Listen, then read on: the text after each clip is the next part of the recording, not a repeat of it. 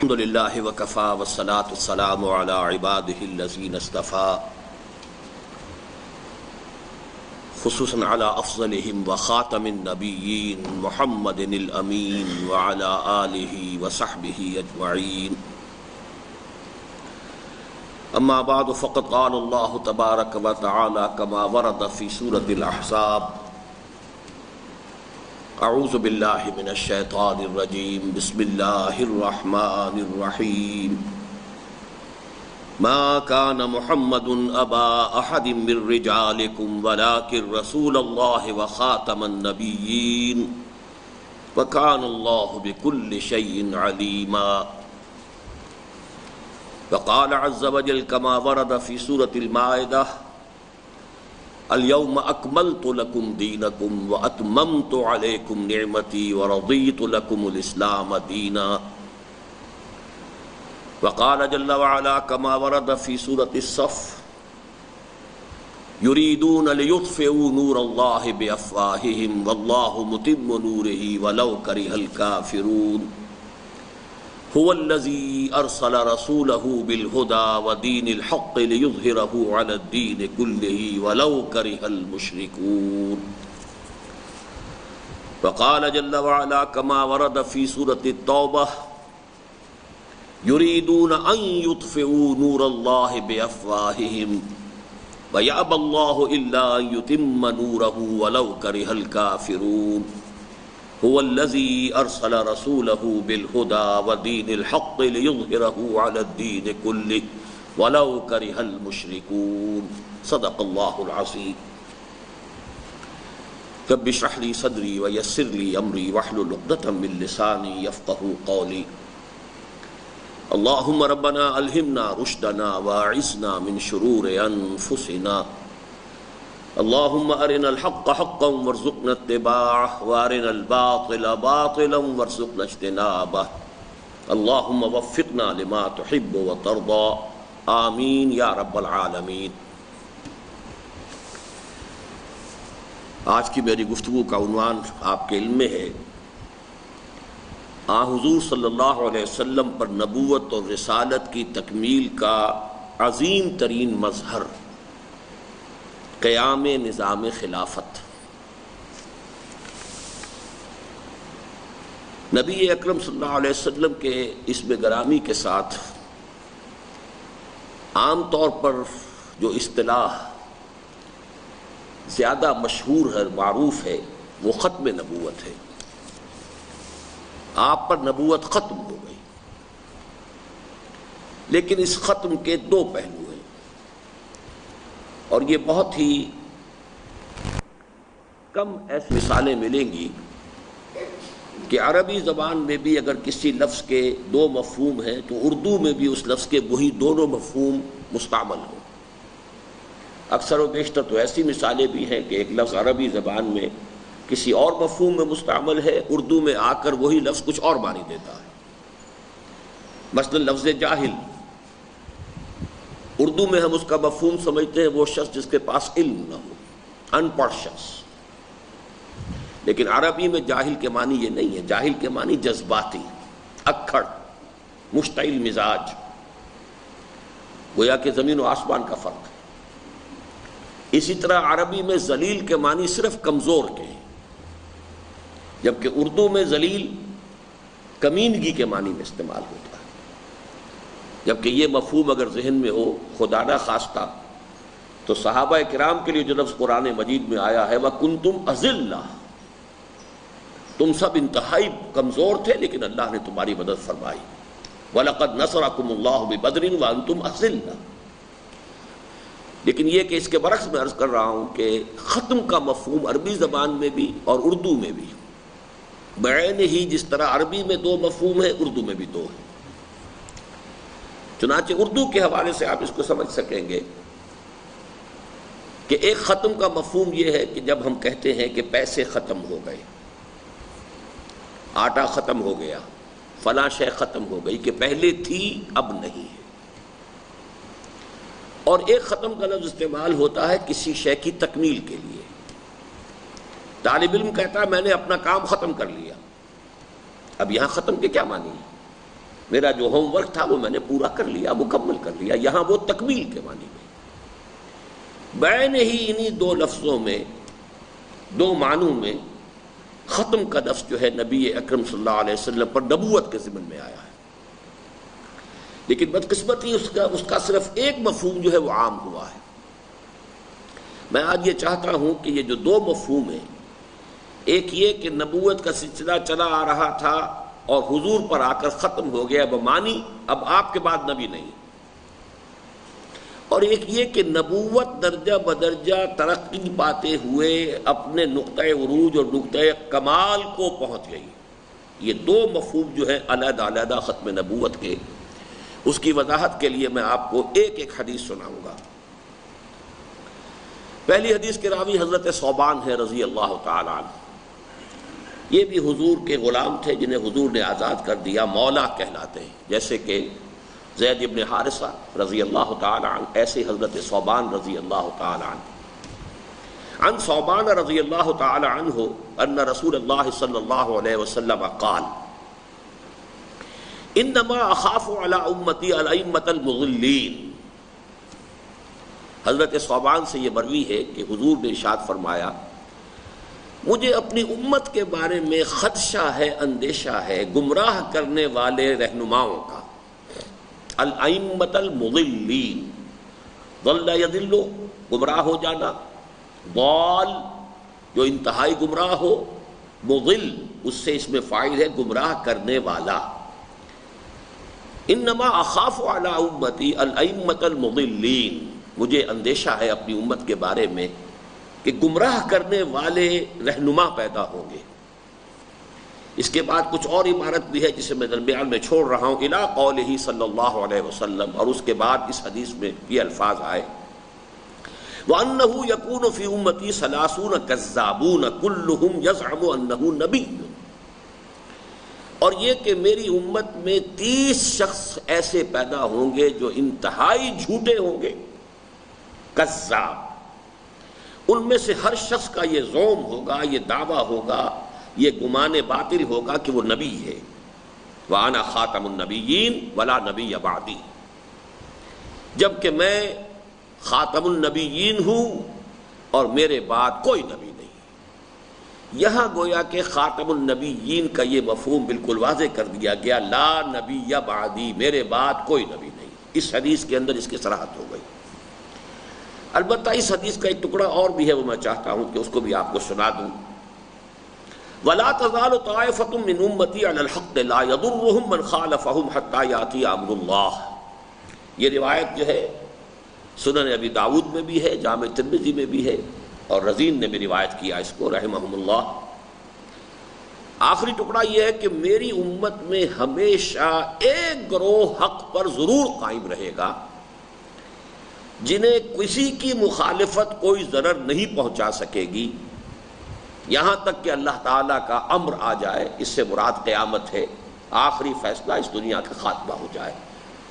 میں نے اس لیے اس کا تذکرہ کر دیا کہ ختم نبوت کی وداع پر جو ایک خلا پیدا ہوا ہے، یہ ایک اہم نکتہ ہے جس کو سمجھ لینا چاہیے۔ نبوت ایک عظیم حقیقت تھی، نبوت رحمت خداوندی کا بہت بڑا مظہر، اب ایک وقت میں آ کر اس کا سلسلہ منقطع ہو گیا، لا نبی بعدی، تو خلا پیدا ہوا یا نہیں؟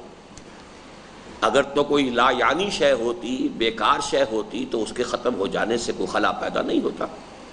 اتنی عظیم حقیقت نبوت، اور اس کا ایک جگہ آ کر سلسلہ منقطع ہوا تو ایک خلا پیدا ہوا۔ اس خلا کو اچھی طرح سمجھ لینا چاہیے کہ اللہ تعالیٰ نے 3 چیزوں سے پر کیا ہے۔ پہلی چیز یہ کہ قرآن مجید کے متن کی حفاظت کا ذمہ خود لے لیا، جبکہ اس سے پہلے کسی آسمانی کتاب کی حفاظت کا ذمہ نہیں لیا گیا، اور یہ بہت اہم نکتہ ہے، اس پر ہم بعد میں بھی توجہ کریں گے۔ حالانکہ ہمارا ایمان ہے تورات بھی اللہ کی کتاب تھی، انجیل بھی اللہ کی کتاب تھی، پھر یہ کہ اگر اللہ ضمانت دے دیتا ان کی حفاظت کی تو کوئی اس کے اندر تحریف نہیں ہو سکتی تھی۔ اس سے آگے بڑھ کر اگر اللہ نے قرآن کی ضمانت نہ دی ہوتی تو لازماً اس میں بھی تحریف ہو جاتی۔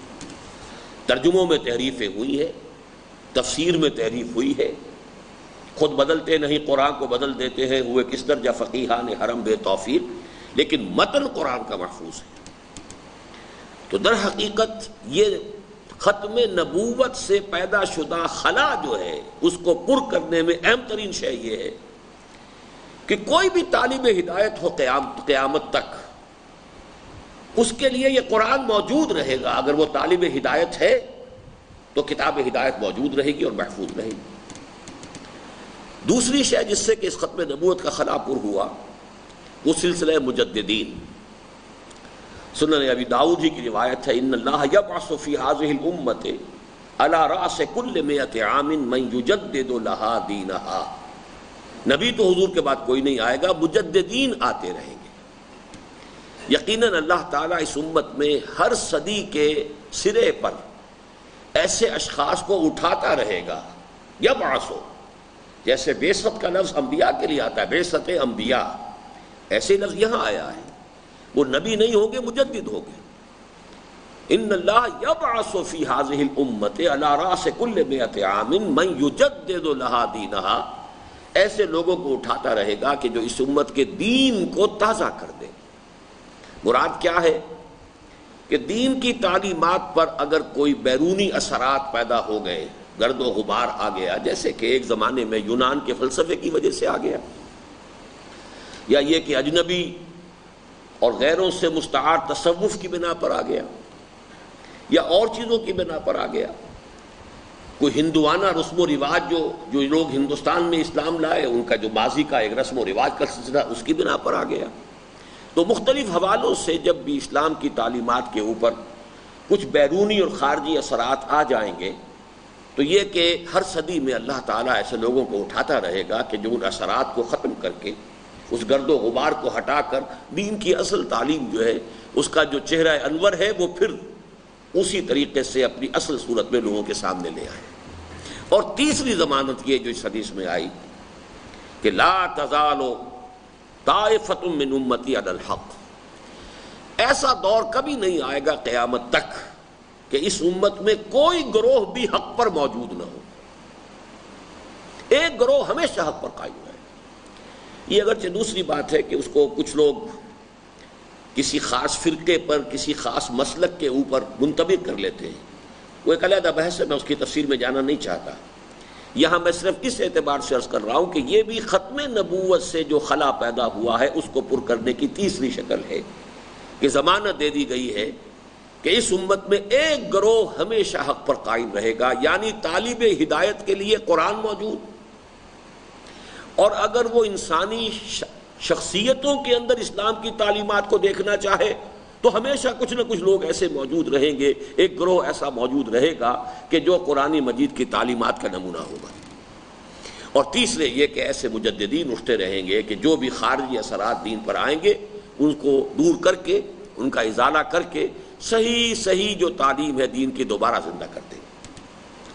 بہرحال ایک روایت تو میں نے آپ کو یہ سنائی ہے اور وہ اس حوالے سے کہ انا خاتم النبیین ولا نبی بعدی، میں خاتم النبیین ہوں اور میرے بعد کوئی نبی نہیں۔ دوسری حدیث جس میں کہ وہ تکمیل نبوت اور رسالت کا مفہوم سامنے آ رہا ہے،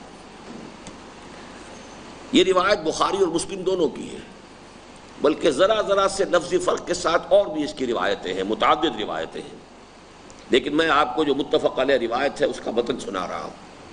ان ابی ہریرہ رضی اللہ تعالی عنہ ان رسول اللہ صلی اللہ علیہ وسلم قال، حضرت ابو ہریرہ سے مروی ہے رضی اللہ تعالی عنہ کہ حضور صلی اللہ علیہ وسلم نے ارشاد فرمایا، ان مثلی و مثل الانبیاء من قبلی کمثل رجل بنا بنیانا، میری اور مجھ سے پہلے جو انبیاء آئے ہیں ان کی مثال اس شخص کی سی ہے، ایک ایسے شخص کی سی ہے جس نے ایک عمارت تعمیر کی، فَأَحْسَنَهُ وَأَجْمَلَهُ، نہایت عمدہ عمارت بنائی، نہایت خوبصورت بنایا، حسین عمارت، خوبصورت عمارت، إِلَّا مَوْضِعَ لَبْنَةٍ، سوائے ایک اینٹ کی جگہ کے کہ وہ خالی تھی، من زاویت من زوایاہ، اور تھی بھی وہ اس کے کونوں میں سے ایک کونے میں، بہت نمایاں نظر آ رہی ہے کہ یہ کیا خلا ہے، یہ رکھنا ہے، اتنی عمدہ عبارت. فجعل الناس یطوفون ویعجبون له. اب لوگ اس عمارت کے گرد چکر لگاتے تھے اور اس کو دیکھتے تھے، بہت خوبصورت عمارت ہے، بہت اعلیٰ عمارت ہے، بہت حسین عمارت ہے، بہت عمدہ عمارت ہے. وَيَقُولُونَ هَلَّا وُضِعَتْ هَٰذِهِ اللَّبِنَةُ. وہ کہتے تھے یہ کیا سبب ہے کہ یہاں پر یہ رکھنا چھوڑ دیا گیا، یہ ایک رکھنا کیوں چھوڑ دیا گیا؟ قال، اب آپ نے فرمایا فَأَنَا اللَّبِنَةُ وَأَنَا خَاتَمُ النَّبِيِّينَ، میں وہ اینٹ ہوں اور میں خاتم النبیین ہوں. اس روایت میں گویا کہ قصر نبوت، اب یہ قصر نبوت جو ہے بہت شاندار، روایات میں آپ کو معلوم ہے 1.25 لاکھ انبیاء آئے جن میں 313 رسول تھے. میرے پیش نظر اس وقت نہیں ہے کہ ان روایات کی سند کے اعتبار سے کیا حیثیت ہے، لیکن یہ کہ بہت مشہور روایات ہیں. اتنی عظیم ایک عمارت، اتنا قصر، عظیم شان قصر، لیکن یہ کہ کہیں ایک رکھنا تھا، ایک کمی تھی. میرے آنے سے وہ کمی پوری ہو گئی، گویا کہ تکمیل ہو گئی. چنانچہ اسی روایت کی جو، اسی حدیث کی جو کچھ اور روایتیں آئی ہیں ان میں الفاظ اور واضح ہو گئے ہیں.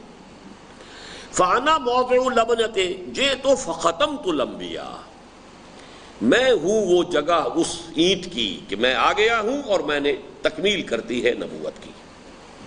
ایک دوسری روایت میں فَجِئْتُ فَأَتْمَمْتُ تِلْكَ اللَّبْنَةَ، میں اب آ گیا ہوں اور میں نے اتمام کر دیا ہے. اب دیکھیے یہ لفظ بہت اہم ہے، اتمام، اکمال، تتمیم، تکمیل.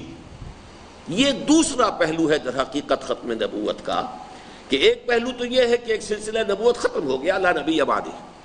ایک پہلو یہ ہے کہ نبوت و رسالت کا اتمام ہوا ہے، تتمیم ہوئی ہے، اکمال ہوا ہے، تکمیل ہوئی ہے محمد الرسول اللہ صلی اللہ علیہ وسلم. اس معنی میں ذرا غور کیجئے کہ حضور کی فضیلت کی بنیاد مجرد ختم نبوت اس معنی میں کہ آپ کے بعد کوئی نبی نہیں، اس میں کوئی فضیلت کی بات نہیں کہ آپ آخری نبی اور رسول ہے، اس میں فضیلت کی بات کون سی ہو؟ اگر یہ ہموار ہوتا معاملہ، نبوت کا معاملہ ہمواری کے ساتھ چلا آ رہا ہوتا، تو اس میں پہلے اور آخر میں آخر کوئی فضیلت کی بنیاد نہیں ہے، پہلے کوئی آ گیا بعد میں کوئی آ گیا. چنانچہ آج ہی میں دیکھ رہا تھا تو ایک جگہ مجھے ایک حوالہ ملا ہے، مولانا محمد قاسم نانوتوی رحمۃ اللہ علیہ کی ایک بڑی مشہور کتاب ہے تحذیر الناس. اس میں الفاظ ہیں مگر اہل فہم پر روشن ہوگا کہ تقدیم و تاخر زمانی میں بالذات کچھ فضیلت نہیں ہے. اگر شے ایک ہی سطح کی ہو تو کوئی پہلے ہو گئی کوئی بعد میں ہو گئی، کیا فرق ہو گیا اس میں؟ تقدم و تاخر زمانی میں بالذات کوئی فضیلت نہیں. بلکہ میں اس سے آگے بڑھ کر ایک بات کہہ رہا ہوں، اگر یہ نبوت و رسالت کا معاملہ ہموار ہوتا تو نبوت چونکہ اللہ تعالیٰ کی رحمت کا بہت بڑا مظہر ہے، فضیلت آغاز نبوت کی ہوتی، اختتام نبوت کی تو نہ ہوتی. رحمت کا آغاز جہاں سے ہوا ہے فضیلت تو اس کو ہوگی، نہ یہ کہ جہاں آ کر وہ معاملہ منقطع ہو گیا رحمت خداوندی کا. تو واقعہ یہ ہے کہ فضیلت محمدی صلی اللہ علیہ وسلم کا کوئی پہلو ختم نبوت کے اس مفہوم میں موجود نہیں ہے کہ جو ہمارے ہاں بہت عام ہے، معروف ہے، مشہور ہے. لیکن یہ کیوں معروف ہو گیا، کیوں مشہور ہو گیا، اس کو بھی سمجھ لیجئے. اس کی اہمیت ہے فقہی، شرعی، قانونی، دستوری. لا نبی بعدی، میرے بعد کوئی نبی نہیں. جو نبوت کا دعویٰ کرے گا کذاب ہوگا، جو نبوت کا دعویٰ کرے گا دائرہ اسلام سے خارج ہو جائے گا. باقی ہر اعتبار سے کتنا ہی متقی ہو، کتنا ہی موحد ہو، کتنا ہی عابد ہو، کتنا ہی زاہد ہو، کتنا ہی بڑا عالم ہو، فاضل ہو، سارے اس کے اندر سپرلیٹو ڈگریز جو ہیں، تمام خیرات و حسنات جمع ہو، لیکن جیسے نبوت کا دعویٰ کرے گا کذاب قرار پائے گا اور دائرہ اسلام سے خارج.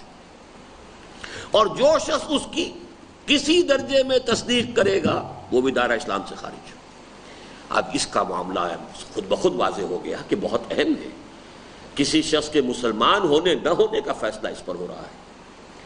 کسی شخص کے جو شہری حقوق ہیں اسلامی ریاست میں وہ ہیں برقرار یا ختم ہو گئے، اس کا فیصلہ اس پر ہو رہا ہے۔ کسی شخص کے ساتھ کسی مسلمان عورت کا نکاح ہو سکتا ہے کہ نہیں ہو سکتا، اس کا فیصلہ اس پر ہو رہا ہے۔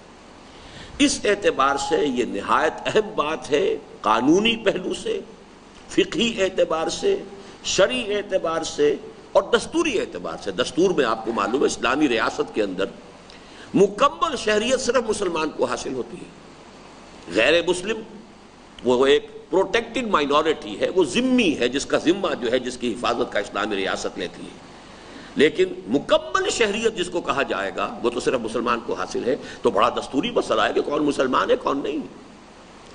اس اعتبار سے چونکہ یہ مسئلہ قانونی اعتبار سے، فقہی اعتبار سے، دستوری اعتبار سے، شرعی اعتبار سے نہایت اہم تھا، اس کا حق ادا کر دیا ہے علماء حق نے، اس میں کوئی شک نہیں۔ خاص طور پر ایک بہت عظیم کتاب اس پر جو لکھی ہے بیہقی وقت مولانا انور شاہ کاشمیری رحمۃ اللہ علیہ نے، میں سمجھتا ہوں وہ حرف آخر ہے کہ اس معاملے میں اگر کوئی بھی شک کسی کو ہو سکتا ہے، کسی بھی پہلو سے کسی کو مغالطہ ڈالا جا سکتا ہو کسی بھی غلط دلیل سے، تو ان سب کا رد جو ہے وہ انہوں نے کر دیا ہے کہ اس پہلو کو کہ حضور کے بعد نبوت کا کسی بھی اعتبار سے دعویٰ کرنے والا دائرہ اسلام سے خارج، اور اس کی کسی بھی درجے میں تائید و توثیق یا تصدیق کرنے والا دائرہ اسلام سے خارج۔ البتہ جیسا کہ میں نے عرض کیا، اس پہلو میں فضیلت نہیں ہے، فضیلت در حقیقت اس میں ہے کہ حضور صلی اللہ علیہ وسلم پر نبوت و رسالت درجہ بدرجہ ترقی کے مراحل سے، ارتقاء کے مراحل سے گزرتے ہوئے نقطۂ عروج اور نقطۂ کمال کو پہنچ گئے۔ اور اسی میں ایک بات اور عرض کر دوں، ختم نبوت کا جو پہلا مفہوم میں نے عرض کیا ہے کہ جس کی حیثیت فقہی ہے، قانونی ہے، شرعی ہے، دستوری ہے، اس کے لیے سارے دلائل صرف نقل پر مبنی ہے۔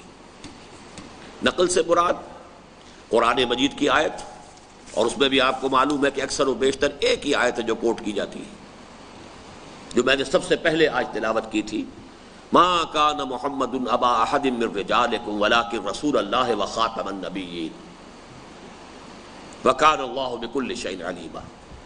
محمد صلی اللہ علیہ وسلم اے مسلمانوں تم میں سے کسی کے باپ نہیں ہیں، بلکہ وہ تو اللہ کے رسول ہیں اور خاتم النبیین ہیں، نبوت کے ختم کرنے والے، خاتم النبیین۔ وکان اللہ بکل شیء علیما، اور اللہ تعالی ہر شے کا علم رکھتا ہے۔ اس پر ہم دوبارہ بھی ریفر کریں گے، اس آخری ٹکڑے سے مراد کیا ہے۔ اس کے علاوہ احادیث ہیں، جیسا کہ میں نے آپ کو سنایا، خاص طور پر وہ احادیث کہ میرے بعد کوئی نبی نہیں ہے، بڑی کثرت کے ساتھ وارد ہوئی ہیں۔ لیکن یہ دونوں دلیلیں نقل سے تعلق رکھتی ہیں، نصوص قرآن و حدیث سے۔ عقلی دلیل کیا ہے؟ عقلی دلیل کا سارا دار و مدار اس تکمیل نبوت پر ہے۔ اگر ایک شے مکمل ہو گئی تو اب اس کے بعد اس کا کسی درجے کے اندر اس کا اجرا جو ہے وہ میں بعد میں تفصیل سے بیان کروں گا کہ عقلی دلیل اسی پہلو سے میرے نزدیک جو سب سے اہم آیات ہیں ختم نبوت کے لیے، وہ میں نے بعد میں تلاوت کی، الیوم اکملت لکم دینکم واتممت علیکم نعمتی ورضیت لکم الاسلام دینا۔ یہ سورہ مائدہ کی روایت ہے۔ آج کے دن، سورہ مائدہ کی آیت، آج کے دن میں نے تمہارے لیے تمہارے دین کو کامل کر دیا اور تم پر اپنی نعمت کا اتمام فرما دیا، اور تمہارے لیے اب ابد الآباد تک کے لیے اسلام کو ایک دین کی حیثیت سے پسند فرما لیا، قبول کر لیا۔ اس سے بھی بڑھ کر جو دو اہم آیات ہیں وہ جوڑے ہیں دو آیتوں کے کہ دو مرتبہ قرآن مجید میں آئے۔ پہلی آیت میں تھوڑا سا لفظی تغیر و تبدل ہے، یریدون لیطفئوا نور اللہ بافواہہم، یہ سورہ صف میں، یریدون ان یطفئوا نور اللہ بافواہہم، صرف حرف لام اور حرف ان کا فرق ہے، باقی مفہوم وہی ہے۔ یہ چاہتے ہیں کہ اللہ کے نور کو اپنے منہ کی پھونکوں سے بجھا دیں۔ واللہ متم نورہ، اور سورہ توبہ میں آیا وَيَأْبَى اللَّهُ إِلَّا أَن يُتِمَّ نُورَهُ، سورہ صف میں فرمایا اللہ تو اپنے نور کا اتمام فرما کر رہے گا، اور سورہ توبہ میں فرمایا اللہ کو ہرگز منظور نہیں ہے مگر یہ کہ اپنے نور کا اتمام فرمائے۔ وَلَوْ كَرِهَ الْكَافِرُونَ، خواہ یہ کافروں کو کتنا ہی ناگوار ہو۔ اور اس کے بعد دونوں مقامات پر جو آیت آئی ہے جس میں کہ ایک شوشے کا بھی فرق نہیں، هُوَ الَّذِي أَرْسَلَ رَسُولَهُ بِالْهُدَىٰ وَدِينِ الْحَقِّ لِيُظْهِرَهُ عَلَى الدِّينِ كُلِّهِ وَلَوْ كَرِهَ الْمُشْرِكُونَ، وہی ہے اللہ جس نے بھیجا اپنے رسول صلی اللہ علیہ وسلم کو الہدا اور دین حق دے کر تاکہ غالب کریں اسے کل کے کل دین پر، کل کے کل نظام اطاعت پر، کل کے کل نظام زندگی پر، خواہ یہ مشرکوں کو کتنا ہی ناگوار ہو۔ میرے نزدیک ختم نبوت کی عقلی دلیل اس آیت میں ہے، وہ ہے کہ جو آج مجھے آپ کے سامنے وضاحت کے ساتھ پیش کرنی ہے۔ اب اس سے پہلے کہ میں جو ختم نبوت کے یعنی تکمیل نبوت اور رسالت کے جو مظاہر ہیں وہ آپ کے سامنے بیان کروں، اور اسی سے پھر بات آئے گی کہ اس میں سب سے عظیم مظہر کون سا ہے۔ میں یہ چاہتا ہوں کہ نبوت اور رسالت کے بارے میں بھی بعض بنیادی باتیں ذہن نشین کر لیں۔ نبوت قرآن کی ایک اصطلاح ہے، نبی نبوت، رسول رسالت۔ اب اس میں فرق کوئی ہے یا نہیں؟ کیا یہ بالکل مترادف الفاظ ہیں؟ کیا بالکل ہم معنی ہیں؟ کیا سینونیمز ہے، ایبسولوٹ سینونیمز، یا ان میں فرق ہے؟ پہلی بات جو ہے وہ تمام علماء کے نزدیک متفق علیہ ہے، نبوت عام ہے، رسالت خاص ہے۔ یعنی ہر رسول تو نبی بھی ہے، ہر نبی لازماً رسول نہیں ہے۔ بلکہ یہاں نوٹ کر لیں جن حضرات کے علم میں یہ بات پہلی مرتبہ آ رہی ہو کہ یہ تین بنیادی اصطلاحات کے سیٹس ہیں، جوڑے ہیں قرآن مجید کی، کہ جن کے اندر یہی نسبت پائی جاتی ہے عام و خاص کی۔ مسلم، مومن، مسلم عام ہے، مومن خاص ہے۔ ہر مومن تو لازماً مسلم ہے، ہر مسلم لازماً مومن نہیں ہے۔ جہاد اور قتال، قتال تو لازماً جہاد ہے، لیکن ہر جہاد قتال نہیں ہے۔ جہاد تو باللسان بھی ہوگا، جہاد بالقلم بھی ہوگا، لیکن یہ کہ قتال جو ہے وہ اپنی جگہ پر ہے۔ قتال تو لازماً جہاد ہے، لیکن جہاد لازماً قتال نہیں ہے۔ تو یہ عام اور خاص کی نسبتیں کہلاتی ہیں۔ مسلم عام، مومن خاص، نبی عام، رسول خاص، جہاد عام، قتال خاص۔ نبوت کے بارے میں جہاں تک رسالت کے لفظی معنی کا تعلق ہے کوئی اشکال نہیں ہے۔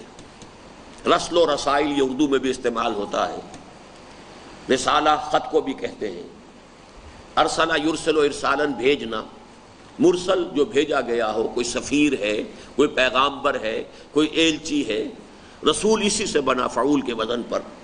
تو گویا کہ اس لفظ میں تو کوئی اشکال نہیں، اس کے مادے میں اور اس کے اشتقاق میں کوئی اختلاف نہیں۔ نبی کا معاملہ ذرا مختلف ہے، اس لیے کہ اگرچہ اکثر جمہور کے نزدیک یہ نبأ سے بنا ہے۔ نبأ کہتے ہیں اہم خبر کو، عما یتساءلون عن النبأ العظیم الذی هم فیہ مختلفون۔ نبأ بہت اہم خبر، نبأ سے نبی خبر دینے والا۔ لیکن ایک رائے یہ بھی ہے کہ نبہن اصل مادہ ہے، نون با وا، یہ جو مادہ ہے اس کا مفہوم ہے بلندی، رفعت، اونچا مقام، علو مکانی۔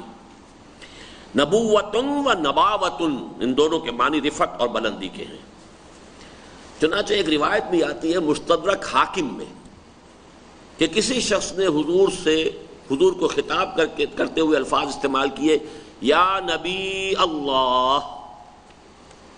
اس پر حضور نے تردید کی، آپ نے فرمایا لستو بنبی اللہ ہے ولیکن نبی اللہ ہے، میں نبی نہیں ہوں بلکہ نبی ہوں، یعنی یا ہے دو مرتبہ، نبی اللہ۔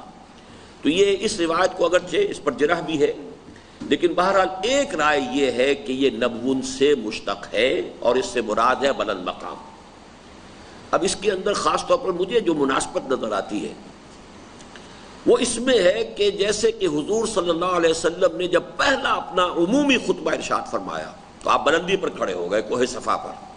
اب کوہ صفا اب تو آپ کو معلوم ہے بس ایک نشانی سی رہ گئی ہے، لیکن ظاہر بات ہے کہ حضور کے زمانے میں جب اسے جبل کہا گیا تو وہ تو یقیناً کوئی نہ کوئی خاصی اچھی پہاڑی ہوگی، اس پر آپ کھڑے ہوئے ہیں۔ پھر آپ نے وہاں جو واصباحا کا نعرہ لگایا ہے، ہائے وہ صبح جو آ رہی ہے، اس پر لوگ جمع ہو گئے۔ یہ وہاں کا رواج تھا، روایت تھی، ریت تھی کہ اگر کسی کے پاس کوئی خاص خبر آتی تھی، اور خبر وہاں کون سی ہوتی تھی؟ یہی کہ فلاں قبیلہ حملہ کرنے والا ہے، غارت گری ہونے والی ہے، اپنی حفاظت کا بندوبست کر لو، یہی خبریں وہاں ہوتی تھی۔ تو وہ کھڑا ہو جاتا تھا کسی بلند مقام پر، اور اوریاں، نذیر اوریاں کہلاتا تھا کہ لباس اتار دیتا تھا بالکل، تاکہ جہاں تک اس کی آواز جائے وہاں تک تو وا صباحا کا نعرہ پہنچ جائے، اور جہاں تک آواز نہ جائے لوگ دیکھ لیں کہ ننگا آدمی کھڑا ہوا ہے بلندی کے اوپر، تو دوڑیں کہ کوئی نہ کوئی بڑی خبر ہے، کوئی اہم خبر ہے۔ اسی سے نذیر اوریاں، ننگا خبردار کرنے والا۔ تو حضور ظاہر بات ہے کہ اس کا کوئی امکان نہیں تھا کہ آپ اوریانی اختیار فرماتے، لیکن آپ بلندی پر کھڑے ہو گئے، اور پھر آپ نے ایک سوال کیا جب لوگ جمع ہو گئے، اگر میں تم سے کہوں کہ اس پہاڑ کے پیچھے ایک لشکر ہے جو تم پر حملہ آور ہوا چاہتا ہے، تو تم میری بات مانو گے؟ جواباً لوگوں نے کہا کیوں نہیں مانیں گے؟ دو دلیلیں، ایک تو یہ کہ آپ نے کبھی جھوٹ بولا ہی نہیں، دوسرا یہ کہ آپ بلند مقام پر کھڑے ہیں اور آپ پہاڑ کے پیچھے کیا ہے اسے بھی دیکھ رہے ہیں، ہم پہاڑ کے ایک طرف کھڑے ہیں، ہم نہیں دیکھ سکتے۔ اس اعتبار سے یہ بلند مقام جو ہے نبی کا، یہ وہ ہے مقام رفعت کہ جہاں سے نبی دنیا اور آخرت دونوں کو دیکھ رہا ہوتا ہے۔ اس کے سامنے صرف دنیا نہیں، آخرت بھی ہے، اس کے سامنے وہ غیر مرئی چیزیں بھی ہیں کہ جو ہم نہیں دیکھ سکتے، اور مرئی چیزیں بھی ہیں کہ جو ہم دیکھ رہے ہیں۔ بہرحال اس میں یہ دونوں جو اس کے اشتقاق کا جو بھی ایک اختلاف ہے وہ میں نے آپ کے سامنے بیان کر دیا، لیکن جو اہم تر نقطہ ہے وہ یہ ہے کہ وہ عام اور خاص کو ذہن میں رکھیے، جس شخصیت میں یہ دونوں چیزیں جمع ہو گئیں، کچھ لوگ تو وہ ہیں جو صرف نبی ہے، رسول نہیں ہے، اب ان کو ذہن سے نکال دیجیے۔ جو شخصیت نبی بھی ہے، رسول بھی ہے، اس شخصیت کے اندر نبوت اور رسالت کے مابین کیا نسبت ہے، کیا تعلق ہے، یہ ہے اہم نقطہ جس کو سمجھ لینا چاہیے۔ اس کو یوں سمجھیے بجائے یوں کہ یوں، نبوت کا رخ اللہ کی طرف ہے، بلندی کی طرف ہے، اللہ سے وحی لینا یہ اسپیکٹ، یہ پہلو نبوت کا ہے، اور رسالت کا رخ خلق کی طرف ہے، لوگوں تک پہنچانا یہ رسالت کا کام ہے۔ اور یہ بھی نوٹ کیجئے، کم سے کم حضرت موسیٰ اور حضرت محمد صلی اللہ علیہ وسلم علیہ الصلوۃ والسلام، ان دونوں کے لیے تو یہ بات ہمارے سامنے ہے کہ بلند مقام پر تھے، چاہے وہ جبل نور اور غار حرا تھی، وہاں سے اترے ہیں، اتر کر حرا سے سوئے قوم آیا اور ایک نسخے کیمیا ساتھ بلندی سے نیچے اترے۔ اسی طرح حضرت موسیٰ کوہ طور، اذهب الى فرعون انه طغى، تو نبوت کا معاملہ میرا اپنا ذہن ادھر جاتا ہے کہ اس رفعت کے ساتھ اس کا تعلق زیادہ قریبی ہے۔ بہرحال اللہ سے لینے والا پہلو وحی کا یہ نبوت ہے، خلق تک پہنچا دینا یہ رسالت ہے۔ البتہ یہاں ایک اشکال ذہن میں پیدا ہو سکتا ہے، میں چاہتا ہوں کہ چونکہ حکمت دین کے یہ اہم مسائل ہیں بات واضح ہو جائے۔ کیا نبی پہنچاتا نہیں اگر رسول نہ ہو؟ وہ شخصیت کے جو محض نبی ہے رسول نہیں ہے، کیا وہ نہیں پہنچاتا؟ پہنچاتا ہے، لیکن اسے کسی معین گروہ، معین قوم، معین شہر کے اوپر اور ادھر فرستادہ نہیں بنایا جاتا، اس کی ذمہ داری نہیں ٹھہرائی جاتی کہ اس قوم پر اتمام حجت کرنا تمہارے ذمے، بلکہ جیسے کوئی بھی شریف انسان، کوئی بھی صاحب کردار انسان، کوئی بھی صاحب مروت و شرافت انسان، کوئی بھی صاحب غیرت و حمیت انسان کرے گا، اسی طرح نبی بھی کرتے تھے۔ ہمارے سامنے تصور رہنا چاہیے جیسے اولیاء اللہ، اب اولیاء اللہ معمور من اللہ تو نہیں تھے، ان کے ذمے تبلیغ کر دینا اس معنی میں تو نہیں تھا کہ اذهب الى فرعون انه طغى، لیکن انہوں نے، چونکہ یہ تو شرافت کا تقاضا ہے کہ جو خیر تمہیں ملا ہے اسے بانٹو، اس میں لوگوں کو شریک کرو، شیئر کرو لوگوں کے ساتھ، یہ شرافت اور مروت ہے۔ جیسے کہ حضور نے فرمایا لا یؤمن احدکم حتی یحب لاخیہ ما یحب لنفسہ، پھر یہ غیرت و حمیت کا تقاضا انسان کے کہ جس شے کو حق سمجھ رہا ہے اس کو وہ چاہے کہ وہ دیکھے کہ اس کا بول بالا ہو، اس کو فروغ حاصل ہو، یہ غیرت و حمیت کا تقاضا ہے۔ تو جیسے اولیاء اللہ بغیر اس کے کہ انہیں کوئی خاص پرسنلی مامور من اللہ ہونے کا مقام حاصل ہوا ہو، لیکن وہ تبلیغ کرتے تھے اس لیے کہ یہ تو در حقیقت شرافت و مروت کا تقاضا ہے، یہ غیرت و حمیت حق کا تقاضا ہے، اس طرح انہوں نے تبلیغ کی ہے۔ لیکن ایک تبلیغ وہ ہوتی تھی مجھے مانو، اطیعون، میری اطاعت کرو۔ رسول جب کسی قوم کی طرف معین طور پر بھیج دیا جاتا تھا، اب اس کا فرض منصبی یہ ہے کہ جا کر اتمام حجت کرے اور ان سے مطالبہ کرے کہ مجھے مانو، ان اعبدوا اللہ واطیعون، اللہ کی بندگی کرو اور میری اطاعت کرو، اس کے بغیر کوئی معاملہ نہیں۔ جبکہ حضرت یوسف کے بارے میں ہمیں معلوم ہے علیہ الصلوۃ والسلام کہ انہوں نے اپنی قوم سے یا اس بادشاہ سے جس نے خواب دیکھا تھا یہ تقاضا نہیں کیا کہ پہلے مجھے مانو کہ میں اللہ کا رسول ہوں، میں اللہ کا نبی ہوں، وہ تقاضا نہیں کیا، بلکہ جو بھی ایک آفت آنے والی تھی اللہ تعالیٰ نے اگر اس کے ذمن میں انہیں بصیرت اور صلاحیت عطا کی تھی تو وہ خدمت بھی اپنے ذمے لے لی، خود کہہ کر لی ہے اجعلنی علی خزائن الارض۔ اور ظاہر بات ہے سب کو معلوم ہے کہ وہ قوم حضرت یوسف علیہ السلام پر ایمان نہیں لائی، اس لیے کہ حضرت موسیٰ علیہ السلام کے زمانے میں مومن آل فرعون، اس نے جب مثال دی ہے اپنی تقریر میں سورہ مومن میں، جو مفصل ترین تقریر قرآن مجید میں کسی بھی انسان کی نقل ہوئی ہے، نے کہا کہ اس سے پہلے یوسف بھی آئے تھے، تم نے ان کو بھی نہیں مانا تھا۔ تو معلوم یہ ہوا کہ حضرت یوسف علیہ السلام پر کوئی ایمان نہیں لایا تھا وہاں، لیکن ان کا تقاضا یہ اس درجے کا تھا ہی نہیں کہ مجھے مانو، مجھ پر میری اطاعت اب تمہارے اوپر لازم ہے، یہ نہیں کیا۔ تو نبی اور رسول میں فرق یہ ہے کہ نبی کے پاس وحی آئی لیکن وہ ایک شریف النفس انسان کی حیثیت سے، صاحب مروت و شرافت انسان کی حیثیت سے، صاحب غیرت و حمیت انسان کی حیثیت سے حق کی تبلیغ فرماتے تھے، لیکن مامور من اللہ نہیں ہوتے تھے کہ تمہارے ذمے ہے کہ فلاں قوم یا فلاں آبادی یا فلاں شہر کے لوگوں پر جا کر اتمام حجت کرو۔ جب کسی نبی کو معین کر دیا جاتا تھا اذهب الى فرعون انه طغى، اب جاؤ، اس لیے پھر یہ نہیں ہوا کہ حضرت موسیٰ علیہ السلام نے پہلے اسٹریٹ پریچنگ کی ہو، پہلے وہاں اپنا کوئی ایک نیوکلیس بنایا ہو، کچھ لوگوں کو اپنا حامی اور ہم خیال بنا لیا ہو، نہیں، سیدھے اذهب الى فرعون انه طغى۔ یہ جب تعین ہو جاتا ہے تو وہ اب نبی رسول ہو جاتا ہے۔ اور اس کے اندر بڑے اہم نکات ہیں کہ جب اللہ کی طرف سے کسی نبی کو رسول بنا کر کسی قوم کی طرف بھیج دیا جاتا ہے تو اب اس کا معاملہ جو ہے اس سفیر کا سا ہوتا ہے کہ جس سفیر کی ہتک، جس کی بے عزتی اس بادشاہ کی ہتک اور بے عزتی ہے جس کا وہ سفیر ہے، اور سفیر کا قتل یہ گویا کہ ایک اعلان جنگ کے درجے کی شے ہے۔ یہی وجہ ہے کہ کسی رسول کو قتل نہیں کیا جا سکا، جبکہ نبی، اللہ کے بہت سے نبی قتل کر دیے گئے، حضرت یحییٰ قتل ہو گئے، حضرت زکریا قتل ہو گئے، لیکن حضرت عیسیٰ چونکہ رسول تھے، رسولا الی بنی اسرائیل، لہذا کوئی امکان نہیں تھا کہ انہیں قتل کیا جا سکتا۔ اور یہی وجہ ہے کہ حضور خود بھی کہہ رہے ہیں لَوَدِدتُّ أَنْ أُقْتَلَ فِي سَبِيلِ اللَّهِ ثُمَّ أُحْيَا ثُمَّ أُقْتَلَ ثُمَّ أُحْيَا ثُمَّ أُقْتَلَ ثُمَّ أُحْيَا، میری بڑی خواہش ہے کہ میں اللہ کی راہ میں قتل ہو جاؤں، پھر زندہ کیا جاؤں، پھر قتل ہو جاؤں، پھر زندہ کیا جاؤں، پھر قتل ہو جاؤں، لیکن حضور کی یہ خواہش پوری نہیں ہو سکتی۔ آپ اللہ کے رسول ہیں، رسول کے ساتھ معاملہ وہ سفیر کی حیثیت سے اب گویا کہ اس شہنشاہ ارض و سما کا نمائندہ ہے اور اس کی حفاظت اللہ کے ذمے ہے۔ اسی لیے حضرت نوح علیہ السلام کی تھوڑی سی فریاد آئی ہے، انی مغلوب فانتصر، اے اللہ میں تو مغلوب ہوا چاہتا ہوں، مدد فرما، انتقام لے اس قوم سے، اور پوری کی پوری قوم ہلاک کر دی گئی، رسول بچا لیے گئے، پوری قوم عاد ہلاک کر دی گئی، حضرت ہود اور ان کے ساتھ چند ساتھی اہل ایمان بچا لیے گئے، پوری قوم سمود ہلاک کر دی گئی، حضرت صالح اور ان کے چند ساتھی بچا لیے گئے، دونوں شہر صدوم اور عامورہ برباد کر دیے گئے، صرف حضرت لوط اور ان کے اہل خانہ، ان میں سے بھی بیوی جو ہے پیچھے رہ گئی، صرف وہ بچا لیے گئے، اور کوئی اس پورے دو بستیوں میں سے کوئی شخص ایمان لانے والا تھا ہی نہیں۔ پوری قوم مدین ہلاک کر دی گئی، حضرت شعیب بچا لیے گئے۔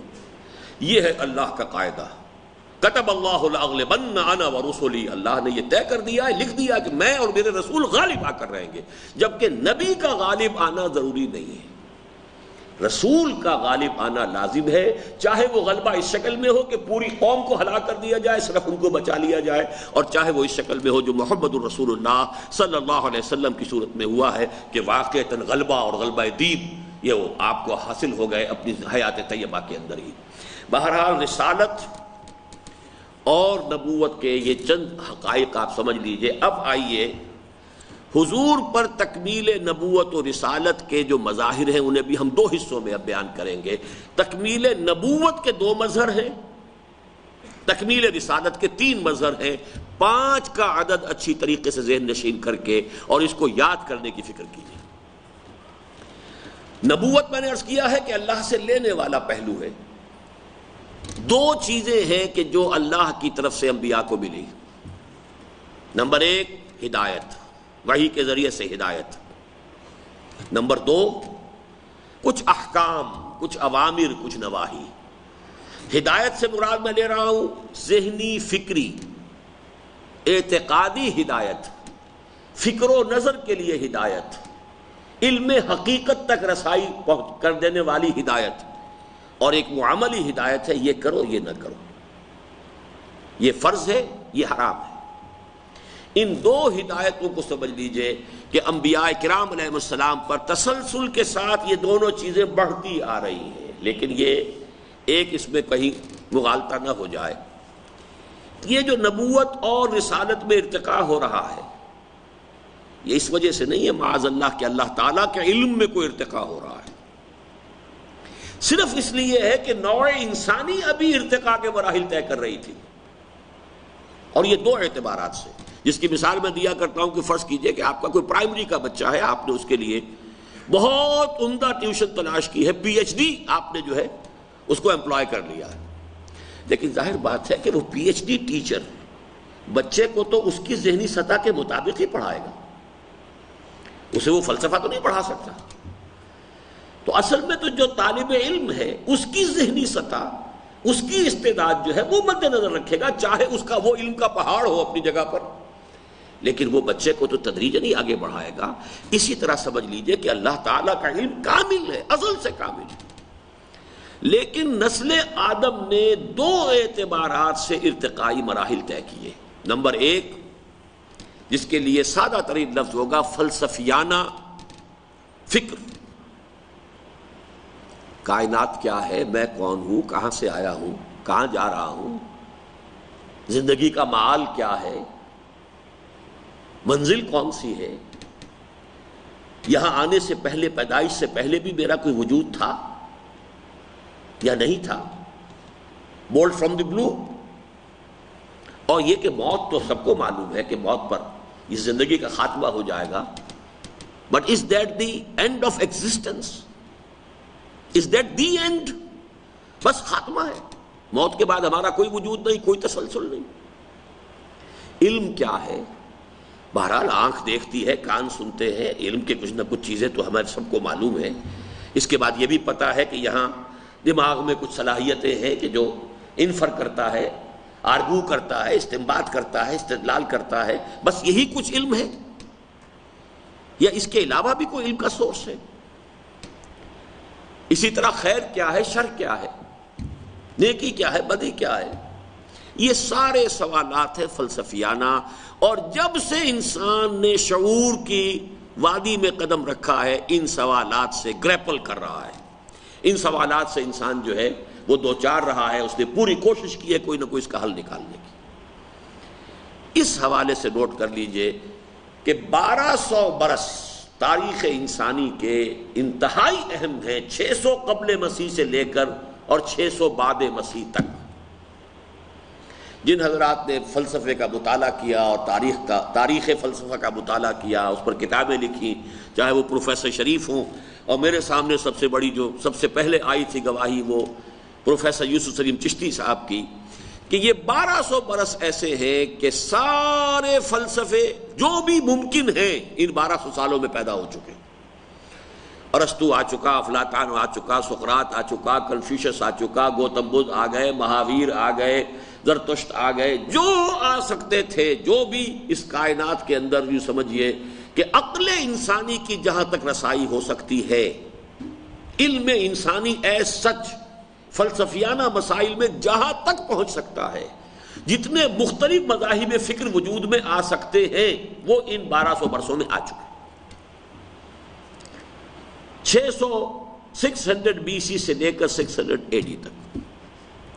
مجھے آج بھی یاد ہے وہ شام جب پہلی مرتبہ یہ بات پروفیسر یوسف سلیم چشتی صاحب نے میرے مکتب میں تشریف فرما تھے، انہوں نے یہ بات کہی، ان کا ذہن ادھر منتقل نہیں ہوا تھا کہ اس کا کیا تعلق ختم نبوت سے، لیکن میں نے فوراً کہا، وہ بھی چونک گئے، میں نے کہا اس کا تو پھر بڑا گہرا تعلق جو ہے ختم نبوت سے ہے، کہ جب انسان فلسفیانہ سوچ کے اعتبار سے بلوغ کو پہنچ گیا کہ اب جو کچھ عقل انسانی سوچ سکتی تھی اس نے سوچ لیا، اس کے بعد الہدا، دی کمپلیٹ گائیڈنس، فلسفیانہ فکر کے ضمن میں آخری ہدایت نامہ نوع انسان را پیاب آخری حامل او رحمت للعالمین 610 عیسوی میں، وہ 600 کہتے ہیں AD، اور 10 برس اور بھی اللہ تعالیٰ نے اس میں شامل کیے ہیں، 610 میں پہلی آیت اتری ہے، اقرأ بسم ربک الذی خلق خلق الانسان من علق، اور ذہن میں رکھیے ووجدک ضالا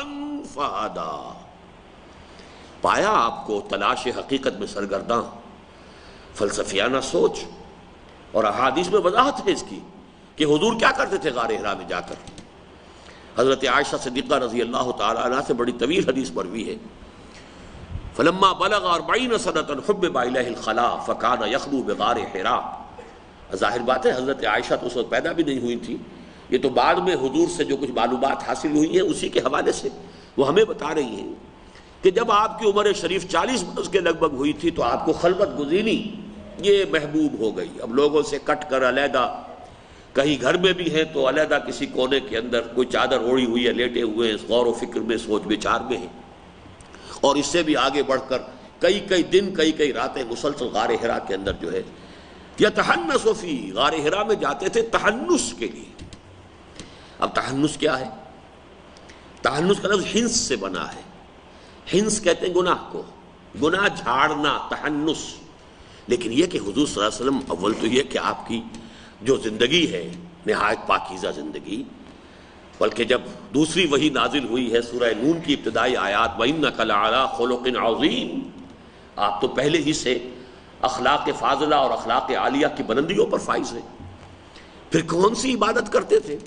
تو اس پر شارحین حدیث کا تقریباً اجماع ہے، کان صفت و تعبدہ فی غار حرا التفکر والاعتبار، غار حرا میں آپ کی عبادت اصل میں تفکر و اعتبار پر مشتمل تھی۔ تفکر فکر سوچ، اعتبار کسے کہتے ہیں؟ عبور کرنا، جیسے کہ آپ نے ایک کنارے سے دوسرے کنارے تک دریا کو عبور کر لیا، ایک شے کو دیکھ کر کسی اور حقیقت تک پہنچ جانا، ایک نشانی کو پا کر کسی اور حقیقت تک انسان کی رسائی ہو جائے، یہ ہے اعتبار۔ تو اعتبار اور تفکر یہ تھی آپ کی عبادت غار حرا میں، اور محسوس ہوتا ہے کہ جو بھی انسان بحیثیت انسان اپنا جو انسان کی عقل کی جو رسائی ہے اس کی بلندیوں تک حضور پہنچ چکے تھے، تب یہ پھر اب اللہ کی طرف سے وحی کا سلسلہ شروع ہوا، اقرأ بسم ربک الذی خلق۔ تو پہلی بات تو یہ سمجھیے ہدایت کی تکمیل ہوئی محمد الرسول اللہ صلی اللہ علیہ وسلم پر۔ ہدایت اس سے پہلے بھی آ رہی ہے، لیکن یہ کہ وہ ہدایت جو انسان کی فلسفیانہ سوچ کی سطح تھی ہر دور میں، اس کے اعتبار سے آئی ہے۔ اب وہ ہدایت ایک بالغ النظر انسان کے لیے کہ جو عقل کی بلند ترین جو سطح ہو، جس کو اقبال نے کہا ہے کہ خرد کی گتھیاں سلجھا چکا میں، میرے مولا مجھے صاحب جنوں کر، کوئی شخص عقل کی تمام وادیوں کو عبور کر لے اور جہاں تک عقل انسانی پہنچا سکتی ہے پہنچ جائے۔ اب یہ کہ نوع انسانی اس قابل ہوئی ہے کہ وہ الہدا اس کو دے دیا جائے، اور اس کا بڑا گہرا ربط ہے حضرت مسیح کے قول کے ساتھ کہ حضرت مسیح فرماتے ہیں، انجیل میں موجود ہے، اور یہ ڈپارٹنگ آپ کا جو آخری ملاقاتیں تھیں اپنے حواریین سے، اسی کے اندر یہ بات موجود ہے کہ آپ نے کہا ابھی مجھے تم سے اور بھی بہت سی باتیں کہنی تھیں، لیکن ابھی تم ان کا تحمل نہیں کر سکو گے، وہ فارقلیف جب آئے گا تو تمہیں سب کچھ بتائے۔ یعنی یہ نہیں ہے کہ میں نہیں جانتا، میں جانتا ہوں، لیکن تم تحمل نہیں کر سکتے. وہی بات جو میں نے کہا تھا کہ پرائمری کا طالب علم ہے, پی ایچ ڈی اسے کیا پڑھائے گا آخر؟ پی ایچ ڈی اپنی جگہ پر جو بھی کچھ ہے, لیکن پرائمری کے طالب علم کو تو اس کی ذہنی سطح کے مطابق پڑھانا پڑے گا. کہ ابھی مجھے تم سے اور بھی بہت سی باتیں کرنی تھیں, لیکن ابھی تم ان کا تحمل نہیں کر سکو گے. جب وہ فارقلیت, اب اس فارقلیت کے لفظ کو, اب یہ تو شیخ احمد دیدات صاحب کا موضوع ہے کہ کیسے کیسے چکر دیے, پیراکلیٹوس اور پیریکلوٹوس اور پیراکلیٹ, نہ معلوم ہر جو ایڈیشن ان کا جو جب بھی مرتب ہوتی رہی ہے, اس لیے کہ یہ جس طریقے سے کہ حلق میں ہڈی پھنس جاتی ہے, اس طریقے سے یہ لفظ جو ہے انجیل کے ماننے والوں کے حلق میں پھنسا ہوا ہے کہ اس کا مصداق کیا ہے. در حقیقت لفظ محمد کا صحیح ترین ترجمہ ہے, لیکن یہ کہ اس کو مختلف اعتبارات سے اس کے ترجمے کیے ہیں, اس کو مختلف پھیر دیے ہیں, لیکن یہ کہ اس وقت میرا وہ موضوع نہیں ہے. تو میں صرف یہ عرض کر رہا تھا کہ جب ذہن انسانی اس قابل ہو گیا کہ کامل ہدایت دے دی جائے, اس وقت القرآن نازل ہوا اور اس کی ہدایت کا ذمہ اللہ تعالیٰ نے لے لیا, اور اس کے بعد سے وحی کی کھڑکی بند کر دی گئی. اب یہاں ہے وہ عقلی دلیل, میں چاہتا ہوں کہ اچھی طرح سمجھ لیں. وحی کا اجرا جو ہے, یہ غلام احمد قادیانی نے جو بھی گمراہی پھیلائی, یہ نوٹ کیجئے گا, اس کا نقطہ آغاز اجرائے وحی تھا. نبوت کا دعویٰ تو بہت بعد میں کیا اس نے. اجرائے وحی, وحی جاری ہے, وحی کا سلسلہ کیسے بند ہو جائے گا؟ وحی نعمت ہے, وحی رحمت ہے, وہی اللہ تعالیٰ کی طرف سے انسان کے لیے علم کا ایک ذریعہ ہے, کیسے بند ہو جائے گی؟ وہی چلے گی. اجرائے وحی, اور اس کے بعد جب اجرائے وحی کا جرثومہ جو ہے ذہن میں اتار لیا, وائرس جو ہے وہ انسانی ذہن کے اندر اگر اتر گیا ہے, اب اس کے بعد مختلف دعوے کر کر کے اور پھر نبوت کا دعویٰ بھی کر دیا. اس میں جو عقلی دلیل ہے وہ یہ ہے, کسی بھی قادیانی سے پوچھئے تمہارے نزدیک ہدایت خداوندی قرآن میں کامل ہو گئی یا نہیں؟ اس کا جواب اس کے سوا کچھ نہیں ہوگا کہ ہو گئی. نمبر 2, تمہارے نزدیک قرآن حکیم محفوظ ہے کہ نہیں؟ اس کا بھی کوئی جواب وہ نہیں دیں گے سوائے اس کے کہ محفوظ ہے. ان دونوں سورہ کبریٰ کا ملا کر نتیجہ کیا نکلتا ہے؟ اجرائے وحی کی ضرورت اب موجود نہیں. وہی ہدایت کے لیے تھی. دو ہی امکانات تھے کہ یا تو ابھی وہ ناقص تھی, ابھی کامل نہیں ہوئی تھی, تو اب اس سلسلہ جاری رہنا چاہیے. تورات میں کامل نہیں ہوئی تھی, انجیل میں کامل نہیں ہوئی تھی. حضرت مسیح خود کہہ رہے ہیں کہ ابھی مجھے تم سے بہت سی باتیں اور بھی کرنی تھی, لیکن ابھی تم ان کا تحمل نہیں کر سکو گے. لیکن یہ کہ اگر قرآن میں آ کر وہ کامل ہو گئی, اس کو مانو, مانتے ہو, نمبر 1, اور اگر اس کو مانتے ہو کہ وہ محفوظ بھی ہے, ہاں اگر اس کے اندر ترمیم ہو گئی ہوتی, اس میں تنسیخ ہو گئی ہوتی, اس کو کسی طریقے سے تحریف ہو گئی ہوتی, تو پھر تو ضرورت تھی کہ پھر وہی آئے اور وہ اس کی تصحیح کرے, اور جو بھی مغالطے اس میں ڈال دیے گئے ہوں ان کی اصلاح کرے. لیکن اگر یہ دونوں باتیں نہیں مانتے تو پھر کار عبث ہے اس کھڑکی کا کھلا رکھنا, وحی کی کھڑکی کا کھلا رکھنا. بالکل عقلی اور منطقی طور پر ثابت ہوتا ہے کہ پھر وہ کھڑکی بند ہو گئی. اسی کے لیے اس میں اضافہ کیا ہے علامہ اقبال نے اپنے فلسفہ نبوت اور ختم نبوت کے موضوع پر جو ان کی بحث ہوئی تھی, اور خاص طور پر پنڈت نہرو نے, چونکہ جیسے آج کل بھی مجلس تحفظ ختم نبوت کے کچھ نمائندے آج بھی میرے پاس آئے تھے, تو میں نے تو ان اخبارات میں ان خبروں کو خاص جو ہے میں نے نوٹ نہیں کیا تھا, لیکن معلوم ہوا کہ امریکہ کی طرف سے کوئی اسپیشل اب قادیانیوں کی سپورٹ کا معاملہ ہو رہا ہے, اور کوئی یہ بیان بھی آیا ہے کہ پاکستان میں یہ جو قوانین ہے کہ جو ڈسکریمنیٹ کرتے ہیں مذہب کی بنیاد پر, ان کو ختم ہونا چاہیے. اور امریکہ تو بہرحال ہمارا مائی باپ ہے, لہذا یہ کہ اگر وہاں سے کوئی ایسا حکم آیا تو کس حد تک ہماری حکومتیں رجسٹ کر سکیں گی, یہ ایک مسئلہ ہے. اسی لیے مجلس تحفظ ختم نبوت جو ہے اثر نو پھر اب اس کوشش میں ہے کہ مسلمان اس خطرے سے آگاہ ہو جائیں اور اس کے لیے کمر بستہ ہوں کہ اس کا راستہ روکنا ہے. بہرحال اس کے لیے ایک کنونشن بھی ہو رہا ہے جمعرات کو, میں نے صرف اس کا تذکرہ کیا ہے. لیکن اسی طرح کا ایک مسئلہ ہو گیا تھا, پنڈت نہرو صاحب کھڑے ہو گئے تھے قادیانیوں کی اور قادیانیت کی تائید کے اندر. اب ظاہر بات ہے پڑھا لکھا آدمی تھا, اس کے جو خطوط جو اس نے اندرا گاندھی کے نام کا بھی لکھے تھے, تاریخ انسانی پر, دنیا کی تاریخ پر, بہت ہی عمدہ, سمجھیے کہ بہت ہی بریف لیکن بہت جامع کتاب ہے, بہت پڑھا لکھا آدمی تھا.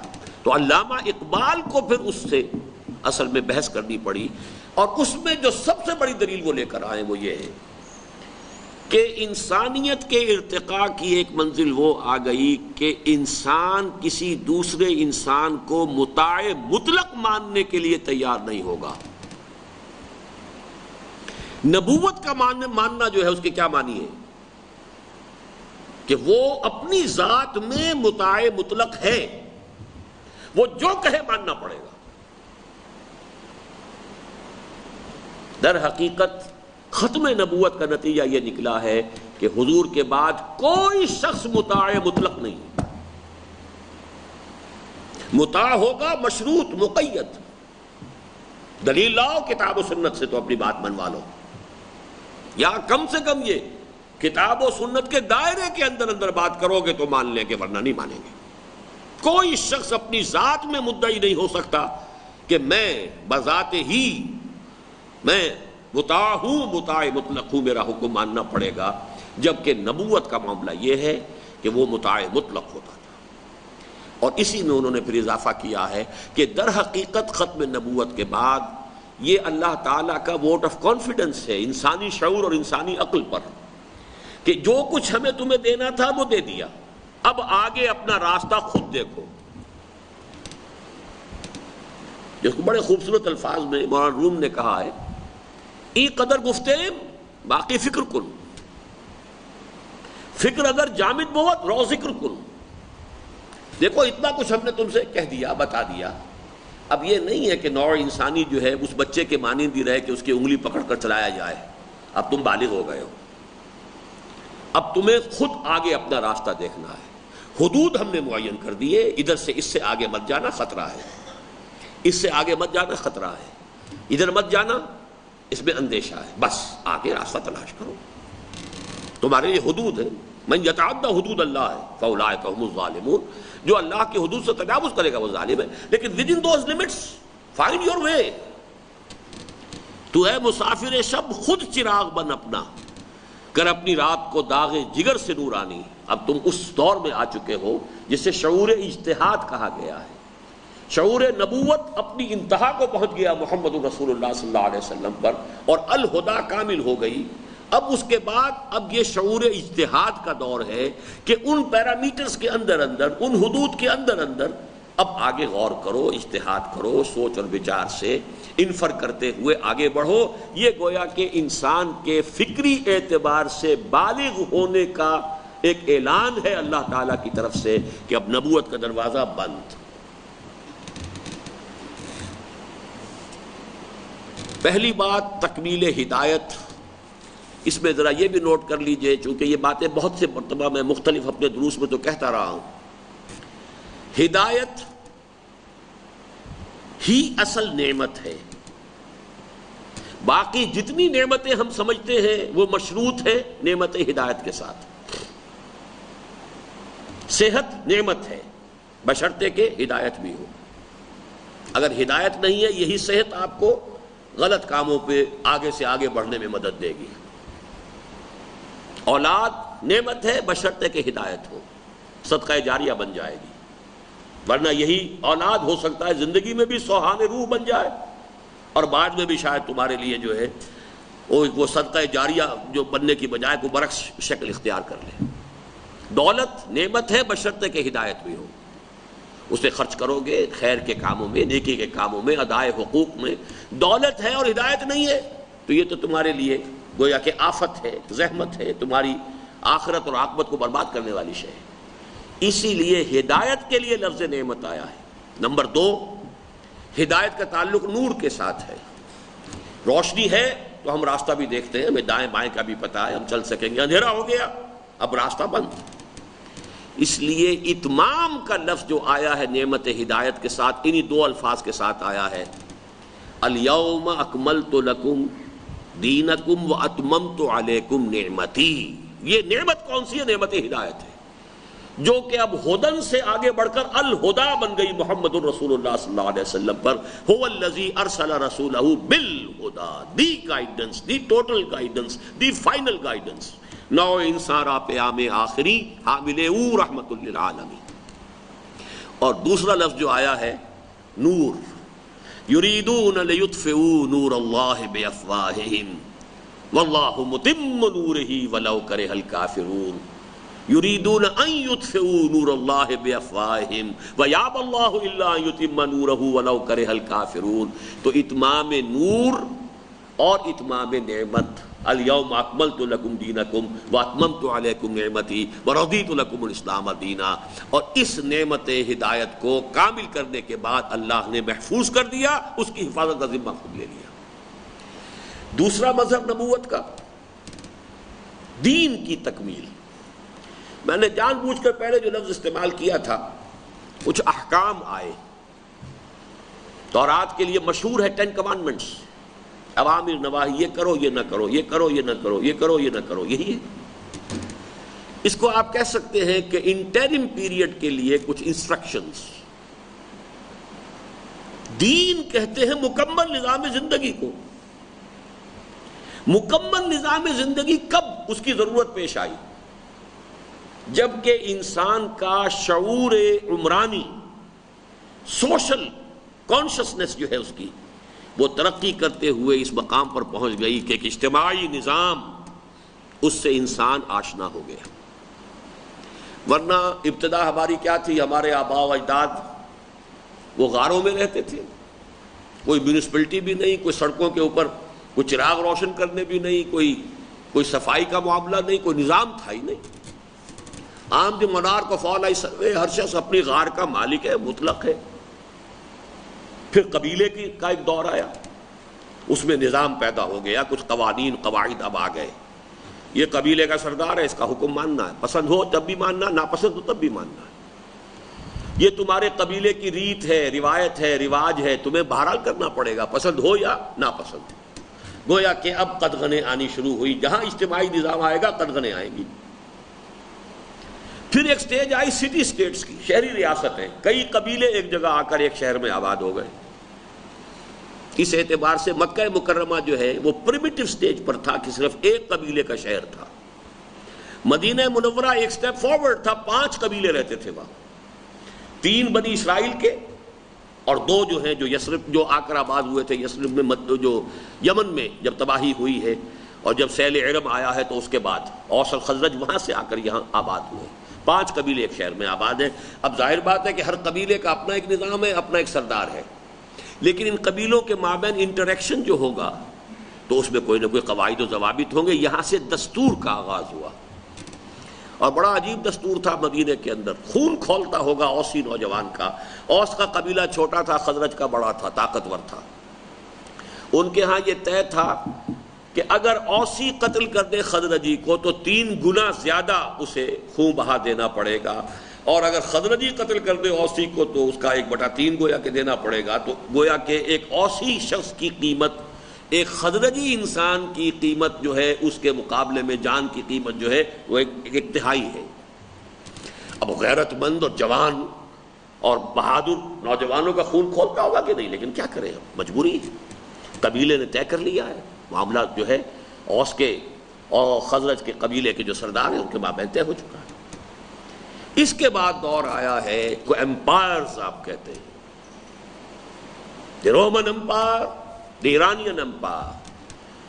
جب اور وہ جاگیرداری کسان ہے، اس کا خون پسینہ ایک ہو رہا ہے، لیکن فصل میں سے آ کر جاگیردار لائنز شیئر وہ لے گیا ہے. اس میں سے کچھ اپنے پاس رکھا ہے، کوئی بادشاہ کے ہاں بھیج دیا ہے. اب وہاں پر محل آباد ہو رہے ہیں، بڑی بڑی فصیلوں والے قلعے جو ہیں وہ تعمیر ہو رہے ہیں. اسٹینڈنگ آرمیز ہیں. کسان ذرا سر اٹھائے گا تو کچلنے کے لیے فوجیں آ جائیں گی. دستکار ہے بیچارہ، وہ کپڑا بن رہا ہے کرگے کے اوپر بیٹھا ہوا، ہیوی ٹیکسز اس کے اوپر لگا دیے گئے تاکہ عیاشیاں جو ہیں اس کے لیے پیسہ ملے. یہ دور تھا جب کہ اجتماعی نظام جو ہے اس کی گرفت انسان کے اوپر اتنی سخت ہو گئی تھی. اور ظاہر بات ہے کہ جب اجتماعی نظام کی گرفت ہوگی تو ذرا سا عدم توازن، ذرا سا ٹیڑھ، وہ بدترین ایکسپلائٹیشن کی شکل اختیار کر لے گا. اب گویا کہ ضرورت تھی ایک مکمل نظام زندگی کی جس میں توازن ہو، اعتدال ہو، عدل ہو، انصاف ہو، قسط ہو، حقوق اور فرائض کے مابین توازن کاملہ موجود ہو. وہ نظام ہے جو دین حق کی شکل میں مکمل کیا گیا محمد الرسول اللہ صلی اللہ علیہ وسلم پر۔ الیوم اکملت لکم دینکم واتممت علیکم نعمتی ورضیت لکم الاسلام دینا۔ اس آیت میں یہ تکمیل نبوت بر محمد صلی اللہ علیہ وسلم، حضور پر نبوت کی تکمیل کے دو مظہر بیان کیے گئے، ایک دین کی تکمیل اور اکمال، اور ایک ہدایت اس کا اتمام۔ یہ دو پہلو ہیں کہ جو مظاہر ہیں ختم نبوت کے بمعنی تکمیل نبوت۔ اب آئیے تکمیل رسالت کے مظہر کیا ہے۔ پہلا مظہر کہ جس کا اس آیت میں تذکرہ نہیں ہے، اس کے لیے ہمیں ذرا دوسری آیتوں کی طرف رجوع کرنا پڑے گا۔ وَمَا أَرْسَلْنَاكَ إِلَّا كَافَّةً لِلنَّاسِ بَشِيرًا وَنَذِيرًا۔ حضور پہلے اور آخری رسول ہیں اللہ کے کہ جو پوری نوع انسانی کے لیے بھیجے گئے۔ آپ سے پہلے کوئی رسول پوری نوع انسانی کے لیے نہیں بھیجا گیا، یہاں تک کہ آپ سے متصلاً قبل کہ جن کے اور آپ کے مابین 600 برس کا فترت وحی کا پہلا مرحلہ ہے، 600 برس دنیا میں ایسے گزرے ہیں حضور سے پہلے کہ کوئی نبی دنیا میں موجود نہیں تھا۔ اس کو فترت اولا کہتے ہیں۔ پھر حضور آئے اور مستقل فترت ہو گئی کہ اب نبوت کا دروازہ بالکل بند۔ یہ گویا کہ فترت اولا جو ہے یہ ختم نبوت کی تمہید تھی۔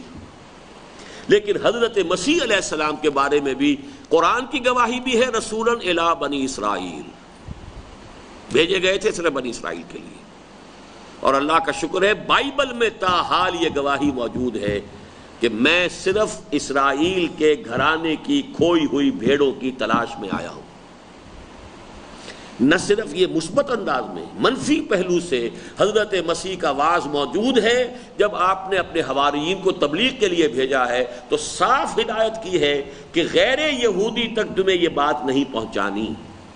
اگرچہ جو الفاظ وہاں نقل ہوئے ہیں وہ مجھے کھلتے ہیں کہ وہ حضرت مسیح علیہ السلام، چونکہ الفاظ کی تحریف ہو سکتی ہے، وہ الفاظ کو مناسب نہیں ہے کہ شایان شان نہیں حضرت مسیح کے، کہ وہاں انہوں نے تمثیل یہ اختیار کی ہے کہ اپنے بچوں کے حصے کی روٹی کتوں کے آگے مت ڈالو۔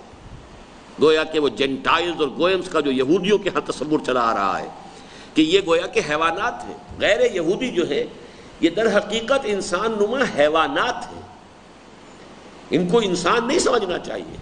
اس کے لیے مجھے محسوس ہوتا ہے کہ اس لفظ کی کہیں کوئی جو ہے وہ تحریف ہوئی ہے، لیکن بہرحال اس کے ساتھ جو پورا مفہوم موجود ہے وہ یہ ہے کہ میں صرف اسرائیل کے گھرانے کی کھوئی ہوئی بھیڑوں کی تلاش میں آیا ہوں، تمہیں یہ دعوت و تبلیغ صرف اسرائیلیوں تک کرنی ہے۔ رسولاً الی بنی اسرائیل، یہ سینٹ پال نے پھر ترمیم کی ہے، اسے تبلیغی مذہب بنایا ہے، اور یہودیوں کے علاوہ بھی دوسرے لوگوں کے اندر اس کی تبلیغ کی ہے، اور اسی کی رشوت کے طور پر اس نے یہ کیا ہے کہ اس نے شریعت ساقط کر دی۔ کیونکہ اس کی ایک مثال اور بھی ہے دنیا کی تاریخ میں، اور یہ موقع ہے کہ آپ اس کو سمجھ لیجئے۔ یہی کام اسماعیلیوں نے ہندوستان میں آ کر کیا ہے۔ اسماعیلیوں نے جب یہاں تبلیغ کی ہندوستان میں، اور خاص طور پر یہ گجرات کاٹھیا واڑ کا علاقہ جو ہے، یہ علاقہ چونکہ یہاں کے لوگ کاروباری بڑے پرانے تھے، اور یہاں سے بحری جو ہے تجارت کا سلسلہ بہت قدیم زمانے سے چلا آ رہا ہے، یہاں یہ آئے اور یہاں انہوں نے ہندوؤں کو یہ رشوت دی، اگر تم اسماعیلی ہو جاؤ تو پہلی بات تو یہ ہے کہ ہم تمہارے جو 9 اوتار پہلے جنہیں تم مانتے ہو انہیں ہم بھی مان لیتے ہیں، البتہ تم 10ویں اوتار کی حیثیت سے حضرت علی کو مان لو۔ 10م اوتار، حضرت علی خدا کے 10ویں اوتار ہے، جبکہ 9 وہ ہیں جنہیں تم مانتے ہو۔ دوسری رشوت یہ ہے کہ تمہارے لیے شریعت نہیں ہوگی، 5 وقت کی نماز پڑھنا، رمضان کے روزے رکھنا، وہ جون اور جولائی کے اور مئی کے بھی ہو سکتے ہیں، زکوٰۃ دینا نہیں، شریعت نہیں، شریعت ساقط۔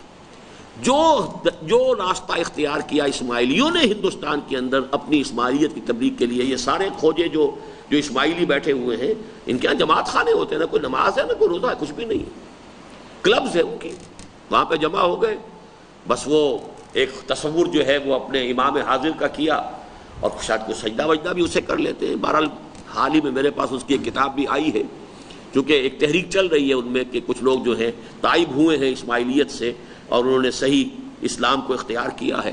کراچی میں ان کا ایک خاصا بڑا مرکز ہے اب، اور بڑی ضخیم کتاب بھی چھپی ہے۔ بہرحال میں نے صرف اس وقت یہ بتانا تھا کہ جو سینٹ پال نے کیا تھا کہ جینٹائلز کو عیسائی بنانے کے لیے صرف یہ بات ضروری تھی کہ حضرت عیسیٰ کو مان لیں، بس، باقی نہ کوئی شریعت، نہ کوئی حلال، نہ کوئی حرام، نہ کوئی فرض، نہ کچھ نہیں، شریعت ساقط، اور جینٹائلز جو ہے ان کی طرف اپنا دائرہ تبلیغ وسیع کر دیا، ورنہ حضرت مسیح علیہ السلام صرف بنی اسرائیل کے لیے آئے تھے۔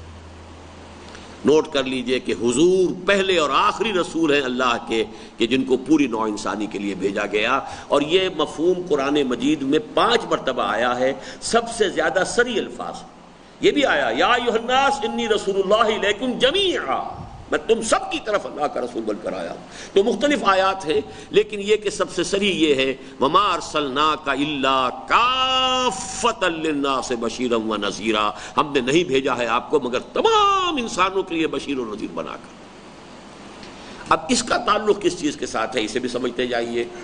الہدیٰ مکمل ہوئی کس اعتبار سے کہ انسان کا فلسفیانہ شعور بالغ ہو گیا، پختہ ہو گیا، اس قابل ہو گیا کہ وہ فلسفیانہ ہدایت کاملہ کو ریسیو کر سکے۔ دین قابل کیا گیا کس اعتبار سے کہ عمرانی شعور، سوشل کانشسنس، سوشل سسٹم، اجتماعی نظام اب اس سطح تک پہنچ گیا ہے کہ نظام اجتماعیت جو ہے، نظام اجتماعی، اس کی گرفت جو ہے پوری طریقے سے افراد کو اس نے اپنے شکنجے میں لے لیا ہے۔ اب ضرورت ہے کہ مکمل دین دیا جائے، اور رسالت جو ہے آفاقی اس لیے اب ممکن ہوئی کہ اب انسان کا علم جو ہے ٹیکنالوجی کا، سائنس کا، ٹیکنالوجی کا ترقی کرتے کرتے وہاں پہنچ گیا ہے کہ اب ذرائع رسل و رسائل، مینز آف کمیونیکیشن اتنے بڑھ گئے ہیں کہ ایک دعوت پر پوری نوع انسانی کو جمع کیا جا سکتا ہے، جبکہ اس سے پہلے فزیکلی امپاسبل تھا۔ تمام انسانوں تک ایک دعوت کیسے پہنچ جاتی ہے جبکہ ابھی انسانوں کے ذرائع رسل و رسائل نہیں ہے؟ انسان تو اپنے اپنے چھوٹے چھوٹے علاقوں کے اندر بند پڑے ہوئے ہیں۔ محمد رسول اللہ صلی اللہ علیہ وسلم کو یہ گویا کہ تیسرا پہلو ہے ارتقاء کا، کہ انسان کا وہ علم، وہ جو انسانی علم ہے، جو ایکوائرڈ نالج ہے، جس کو ہم سائنس کے نام سے جانتے ہیں، وہ فزیکل نالج جو ہے، فزیکل سائنسز کا علم، اور اس کے ساتھ ٹیکنالوجی، وہ بڑھتے ہوئے یہاں آ گئی ہے کہ ایک داعی کی دعوت پر پوری نوع انسانی جمع ہو سکتی ہے۔ لہذا اب عالمی رسالت صلی اللہ علیہ وسلم کا آغاز ہو گیا۔ دوسرا مظہر کیا ہے؟ رسالت کا بنیادی مقصد یہ ہے کہ پیغام پہنچا دیا جائے، بس۔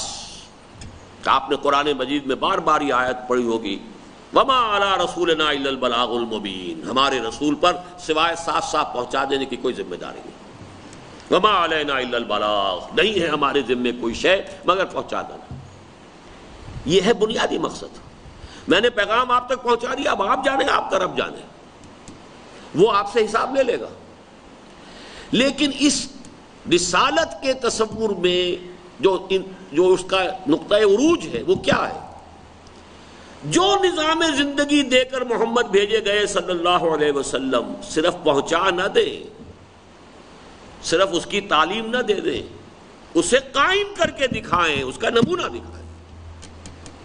لِيُظْهِرَهُ عَلَى الدِّينِ كُلِّهِ، اس لیے کہ بصورت دیگر انسان بڑا عیار ہے، عقل عیار ہے، 100 بھیس بنا لیتی ہے۔ اس کے پاس بہت سے عذر ہو سکتے تھے کہ صاحب تعلیم تو بڑی عمدہ ہے لیکن یہ تو پریکٹیکیبل نہیں ہے، یہ شاعری معلوم ہوتی ہے، یہ تو یوٹوپیا ہے، کیا کہہ رہے ہیں آپ؟ سید الناس خادمہم، لوگوں کا سید القوم خادمہم، قوم کا سردار خادم ہوتا ہے، کیا کہہ رہے ہیں آپ؟ یہ انہونی بات ہے، کیسے ہوگا؟ لیکن یہ کہ کر کے دکھائیں۔ لِيُظْهِرَهُ عَلَى الدِّينِ كُلِّهِ، دیکھیے هُوَ الَّذِي، میں نے کہا تھا تکمیل نبوت کی اہم ترین آیت قرآن مجید کی یہ ہے، یا وہ الْيَوْمَ أَكْمَلْتُ لَكُمْ دِينَكُمْ وَأَتْمَمْتُ عَلَيْكُمْ نِعْمَتِي وَرَضِيتُ لَكُمُ الْإِسْلَامَ دِينًا، یا يُرِيدُونَ لِيُطْفِئُوا نُورَ اللَّهِ بِأَفْوَاهِهِمْ وَاللَّهُ مُتِمُّ نُورِهِ وَلَوْ كَرِهَ الْكَافِرُونَ هُوَ الَّذِي أَرْسَلَ رَسُولَهُ بِالْهُدَى وَدِينِ الْحَقِّ، الہدا مکمل، ہدایت کاملہ، دین حق مکمل نظام زندگی۔ اس کے بعد اب تیسری بات آئی تاکہ غالب کریں، اسے قائم کریں۔ دین تو وہی ہوتا ہے جو غالب ہو۔ مغلوب ہوگا تو مذہب بن جائے گا، نماز روزہ کرتے رہو۔ امریکہ میں بھی کر رہے ہیں لوگ، اور بڑے اچھے کر رہے ہیں، ہم سے بھی بہتر کر رہے ہیں۔ بھارت میں کر رہے ہیں لوگ۔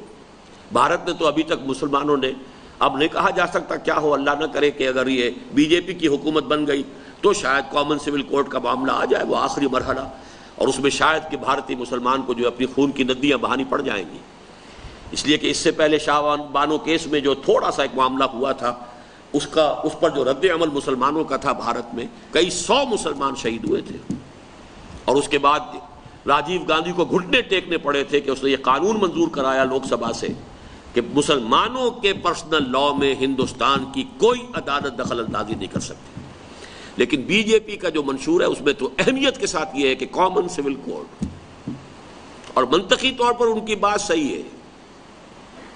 اگر تم ایک قوم ہونے کا دعویٰ کرتے ہو تو کامن سول کوڈ ہوگا۔ غلطی جو ہی ہندوستان میں کی گئی ہے وہ یہ ہے کہ مسلمانوں نے وہاں پر اب ایک قوم ہونا ہندوؤں کے ساتھ اختیار کر لیا، جبکہ 14 اگست 1947 تک وہ علیحدہ قوم تھے۔ 13 اگست 1947 کی شام تک مسلمان علیحدہ قوم تھے، 14 اگست کی صبح کو وہ ایک قوم بن گئے ہندوؤں کے ساتھ۔ مغالطہ ان کا، غلطی ان کی ہے۔ جب قوم ایک ہے تو 2 سول کوڈ کیسے؟ بہرحال یہ بحث ایک علیحدہ ہو جائے گی۔ اس وقت جو میں عرض کر رہا ہوں وہ یہ ہے کہ جب دین غالب ہوتا ہے تو دین ہوتا ہے، مغلوب ہو تو مذہب بن جاتا ہے۔ بندگی میں گھٹ کے رہ جاتی ہے ایک جوئے کماب، اور آزادی میں بہرے بے کراں ہے زندگی۔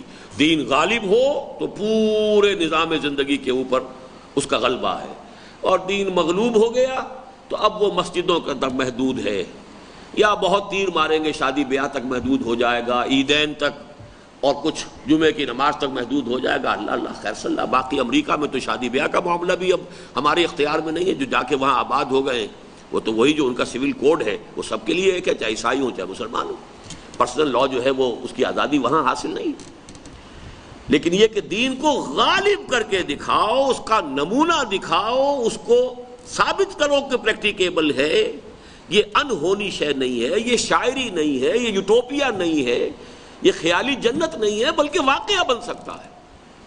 اور واقعہ یہ ہے کہ محمد الرسول اللہ صلی اللہ علیہ وسلم پر تکمیل رسالت کا اہم ترین مظہر یہ ہے کہ آپ نے قائم کر کے دکھایا۔ قیام نظام خلافت، اللہ کی حکومت کا قیام، اور اللہ کی حکومت کے معنی کیا ہیں؟ حکومت اللہ کی، خلافت اللہ کے وفادار مسلمانوں کی۔ یہ نظام قائم کر کے محمد الرسول اللہ نے دکھایا، اور اس کا سب سے بڑا مظہر یہ ہے کس طریقے سے، یوں سمجھیے کہ انسانی ضمیر پر اور اس کی یادداشت کے اوپر ثبت ہے۔ یہ ثبتست بر جرید عالم دوام ماں، یہ اتمام حجت ثبت ہے انسان کے ضمیر پر اور یادداشت پر، کہ گاندھی کو بھی کہنا پڑا 1937 میں جب پہلی وزارتیں بنی ہندوستان کے اندر، اور تقریباً تمام صوبوں کے اندر کانگریس کی وزارتیں بنی، ہریجن میں اس نے مقالہ لکھا کہ میں آپ لوگوں کے سامنے حضرت ابوبکر اور حضرت عمر کی مثال پیش کرتا ہوں، ٹرائی ٹو فالو دیم۔ اس لیے کہ چاہے وکرماجیت بھی ہندوستان میں تھا، بڑا ایک عادل حکمران تھا، اشوک جیسا درویش بادشاہ بھی ہندوستان میں رہا ہے، لیکن اس نے نہ اشوک کا نام لیا نہ وکرماجیت کا۔ کیوں؟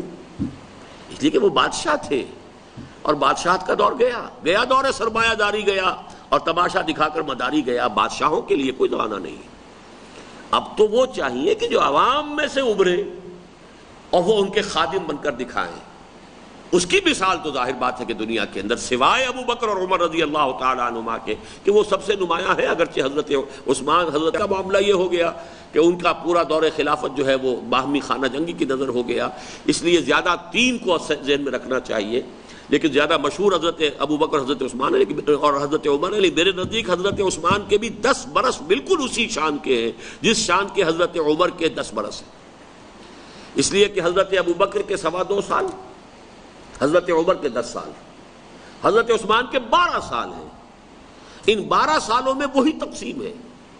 حضرت ابو بکر کے دور خلافت میں بھی چونکہ آپ کو معلوم ہے کہ بغاوتیں بھی ہوئیں، نئے نبوت کے دعوے دار وہ دجالون کذابون بھی کھڑے ہو گئے، اور جو وہ بھی تھے کہ جنہوں نے زکوٰۃ دینے سے انکار کیا، تو اس میں بھی جس کو کہتے ہیں سیٹلڈ ایک نظام پورے طریقے سے، جس کے لیے میں الفاظ استعمال کرتا ہوں للین بلوم، جب پھول پورا کھل کر نظر آئے تو وہ حضرت عمر کا ہے، کیونکہ حضرت ابو بکر رضی اللہ تعالیٰ عنہ کے دور میں بھی وہ جو کاؤنٹر ریولوشنری موومنٹس تھیں ان کے ساتھ ہی پنجہ آزمائی میں پوری کی پوری توجہ صرف ہوئی ہے۔ نظام نے جو شکل اختیار کی ہے للی ان بلوم، وہ حضرت عمر کا دور ہے، لیکن بعین ہی 10 برس حضرت عثمان رضی اللہ تعالیٰ عنہ کے بھی اسی شان کے ہیں۔ بدقسمتی سے بہت سے سنی مسلمان بھی اہل تشیع کا جو غلط ایک پروپیگنڈا ہے اس کے زیر اثر وہ بھی اس سے ناواقف ہے کہ حضرت عمر کے 10 برس حضرت عثمان کے 10 برس بال برابر فرق نہیں۔ ہاں آخری 2 سال حضرت عثمان کے بھی وہ باہمی جو خلفشار شروع ہو گیا، عبداللہ ابن سبا یہودی جس نے بالکل سینٹ پال کا کردار ادا کیا ہے، جو کچھ کیا تھا پال نے یہودی عیسائیت کے ساتھ، حضرت مسیح کے دین کے ساتھ بعین ہی وہی عبداللہ ابن سبا نے کیا ہے حضرت محمد صلی اللہ علیہ وسلم کے دین کے ساتھ۔ وہ جب سلسلہ آیا ہے تو اندرونی خلفشار ہوا، ورنہ 10 برس حضرت ابو عمر کے اور 10 برس حضرت عثمان کے بالکل ایک۔ اس وقت میں یہ کہہ رہا تھا کہ اگر یہ تاریخی حقیقت نہ ہوتی، ایچ جی ویلز کو کہنا پڑا کہ اگرچہ انسانی حریت و اخوت و مساوات کے دنیا میں واش تو پہلے بھی بہت کہے گئے تھے، لیکن یہ ماننا پڑتا ہے کہ ان اصولوں پر ایک نظام تاریخ انسانی میں پہلی مرتبہ محمد نے قائم کیا صلی اللہ علیہ وسلم۔ یہ گواہی کیسے ملتی؟ یہ گواہی تو اس طور سے ملی ہے کہ اس نظام کو قائم کر کے دکھایا ہے، اور یہ عظیم ترین مظہر ہے نبی اکرم صلی اللہ علیہ وسلم پر رسالت کے تکمیل کا۔ دین کا کامل ہو جانا یہ تو اللہ کی طرف سے ہوا، اس اعتبار سے اس کو میں نے گنا ہے مظاہر تکمیل نبوت میں۔ الہدا کامل، دین کامل، یہ 2 مظہر ہیں تکمیل نبوت کے، اور تکمیل رسالت کا پہلا مظہر عالمی نبوت، آفاقی رسالت۔ نمبر 2 صرف پہنچایا نہیں، قائم کر کے دکھایا۔ اور اسی کا میں تیسرا پہلو جو آخری 5واں جو بیان کرنا چاہتا ہوں اس کو اچھی طرح سمجھ لیجئے۔ یہ حجت ہے مجھ پر اور آپ پر، اور یہیں سے ہمارا کل کے گفتگو کا اصل موضوع شروع ہو جائے گا۔ حضور نے یہ کام کر کے دکھایا ہے خالص انسانی جد و جہد کے نتیجے میں۔ اس میں کہیں خرق عادت یا معجزے کا کوئی دخل نہیں۔ یہ میرے نزدیک عظمت انسان کا سب سے بڑا مظہر ہے کہ جو ہوا ہے، ورنہ معجزہ تو قدرت خداوندی کا ظہور ہوتا ہے، اس میں انسان کی تو کوئی محنت کو دخل نہیں ہوتا۔ عصا سانپ بنتا تھا تو حضرت موسیٰ کے اختیار سے تو نہیں بنتا تھا، وہ تو اللہ تعالیٰ کے حکم سے بنتا تھا۔ سمندر کے اوپر عصا گرا اور سمندر پھٹ گیا تو اس میں حضرت موسیٰ کا تو کوئی کمال نہیں ہے، نہ ان کی کوئی محنت کو کوئی دخل ہے، یہ تو اللہ کی قدرت ہے۔ عصا کی ایک ضرب سے 12 چشمے پھوٹ گئے، یہ تو اس میں تو ظاہر بات ہے کسی انسان کی کوئی محنت نہیں، کوئی کوشش نہیں، یہ اللہ کا کمال ہے۔ من و سلوہ نازل ہو گیا ہے اللہ تعالیٰ کی طرف سے، اس کی قدرت ہے۔ لیکن آپ دیکھیے حضور کی پوری جد و جہد کم سے کم 20 برس ذہن میں رکھیے، میں بڑے دعوے کے ساتھ کہہ رہا ہوں کسی معجزے کو کوئی دخل نہیں۔ اس میں کوئی زیادہ مغالطہ نہ ہو جائے۔ پہلی بات تو یہ سمجھ لیجئے حضور کا معجزہ صرف قرآن ہے، اور چونکہ یہ کام دوبارہ کروانا ہے، قرآن کو محفوظ کر دیا ہے، یہ بھی اس کا تیسرا پہلو سمجھیے۔ وہ معجزہ کہ جو آج بھی میرے پاس موجود ہے اور آپ کے پاس موجود ہے، یہ دوسری بات ہے کہ ہم اس کا استعمال جانتے نہ ہوں، ہم نے اسے ڈال دیا پیچھے پیچھے۔ جس کی بہترین تمثیل وہ ہے کہ حضرت موسیٰ بھی ایک دفعہ تو گھبرا گئے تھے جب بڑے دعوے کے ساتھ آپ نے اپنا معجزہ پیش کیا ہے اور اس کے مقابلے کو آپ نے جو ہے تسلیم کیا ہے، اور پھر جب جادوگر آ گئے انہوں نے اپنی رسیاں پھینکی اور چھڑیاں پھینکی، وہ بھی سانپ بن گئے۔ فَأَوْجَسَ فِي نَفْسِهِ خِیفَةً موسیٰ ڈر گئے۔ آخر بشر تھے، انسان تھے، بشریت جو ہے منفک نہیں ہو جایا کرتی نبوت سے، بشریت تو موجود رہتی ہے۔ ڈر گئے۔ ڈرنا کس بات سے تھا کہ لوگ کیا کہیں گے، ٹھٹ کے ٹھٹ لگے ہوئے ہیں۔ خود دعویٰ کر کے کہا تھا یوم الزینہ، تمہارے تہوار کا جو دن ہے اس دن ہونا چاہیے، اور لوگوں کو جمع کر لو تاکہ سب لوگوں کے سامنے حقیقت واضح ہو جائے۔ یہ تو خود کہہ کر کروایا ہے۔ اب لوگ کیا کہیں گے، یہ تالی پٹ جائے گی۔ بس یہی معجزہ تمہارا تھا نا کہ لاٹھی جو ہے وہ سانپ بن گئی، تو انہوں نے دکھا دیا، ان کی چھڑیے اور ان کے جو رسیاں تھیں وہ بھی سانپ بن گئے۔ فَأَوْجَسَ فِي نَفْسِهِ خِيفَةً مُوسَىٰ، موسیٰ ڈر گئے۔ اس پر اللہ نے کہا الق ما فی یدک، الق عصاک، موسیٰ کے نام مت گھبراؤ، لا تخف، مت ڈرو، ذرا ڈال کے دیکھو تو صحیح جو تمہارے ہاتھ میں ہے۔ وہ جب پھینکا ہے تو اس نے سارے جتنے بھی سانپ بنے تھے ان سب کو ہڑپ کر لیا۔ وَأُلْقِيَ السَّحَرَةُ سَاجِدِينَ، بہت اہم نکتہ ہے، نوٹ کر لیجئے۔ عام لوگ نہیں سمجھ سکے کہ یہ مسئلہ کیا ہے، جادوگر سمجھ گئے کہ یہ جادو نہیں ہے، اس لیے کہ اصل میں ہر فن کا ماہر جانتا ہے کہ میرے اس فن کی لمٹ کیا ہے، کہاں تک یہ جا سکتا ہے، کہاں تک نہیں جا سکتا۔ ٹاپ فزسسٹ جو ہے آج کا، وہ جانتا ہے کہ فزکس آج کی کہاں تک پہنچ گئی ہے اور اس سے آگے اس کی رسائی نہیں ہے۔ ہو سکتا ہے 100 برس کے بعد رسائی ہو جائے، لیکن آج تک جو فزکس کی رسائی ہے، آج تک جو ہماری ٹیکنالوجی کی رسائی ہے، وہ کہاں تک ہے، یہ تو جو ٹاپ کے لوگ ہیں وہی جانتے ہیں نا، عام لوگوں کو کیا پتا۔ عام لوگوں کو تو زیادہ یہی نظر آیا ہوگا کہ یہ چھوٹے جادوگر، یہ بڑا جادوگر، بس اللہ اللہ خیر صلی اللہ، اس کے سانپ نے ان کے سانپوں کو نگل لیا، یہ بڑا جادوگر، یہ چھوٹے جادوگر۔ لیکن جادوگر جانتے تھے کہ یہ دس از بیونڈ میجک، یہ کوئی اور شے ہے۔ القی السحرۃ ساجدین، سارے کے سارے جادوگر جو ہیں وہ سجدے میں گر گئے۔ آمنا برب موسیٰ و ہارون، ہم ایمان لے آئے۔ تو جان لیجئے کہ حضور صلی اللہ علیہ وسلم کا اس معنی میں معجزہ صرف ایک ہے، وہ قرآن ہے کہ جس میں دعوے کے ساتھ چیلنج کی شکل میں پیش کیا گیا ہے۔ وَإِن كُنتُمْ فِي رَيْبٍ مِّمَّا نَزَّلْنَا عَلَىٰ عَبْدِنَا فَأْتُوا بِسُورَةٍ مِّن مِّثْلِهِ وَادْعُوا شُهَدَاءَكُم مِّن دُونِ اللَّهِ إِن كُنتُمْ صَادِقِينَ فَإِن لَّمْ تَفْعَلُوا وَلَن تَفْعَلُوا فَاتَّقُوا النَّارَ الَّتِي وَقُودُهَا النَّاسُ وَالْحِجَارَةُ۔ یہ دعویٰ ہے، تو رسول کا معجزہ وہی ہوتا ہے جو دعوے کے ساتھ پیش کرے، اور حضور کا اصل معجزہ جو دعوے کے ساتھ پیش ہوا وہ صرف قرآن ہے۔ ایک یہ بات سمجھ لیجئے، دوسری بات یہ سمجھ لیجئے، خرق عادت حضور کی حیات طیبہ میں اور بھی بہت سے ہیں۔ کھانے والے بہت ہیں، کھانا تھوڑا ہے۔ حضور صلی اللہ علیہ وسلم نے آپ کے دستے مبارک سے آپ نے تقسیم شروع کیا، سب سیر ہو گئے۔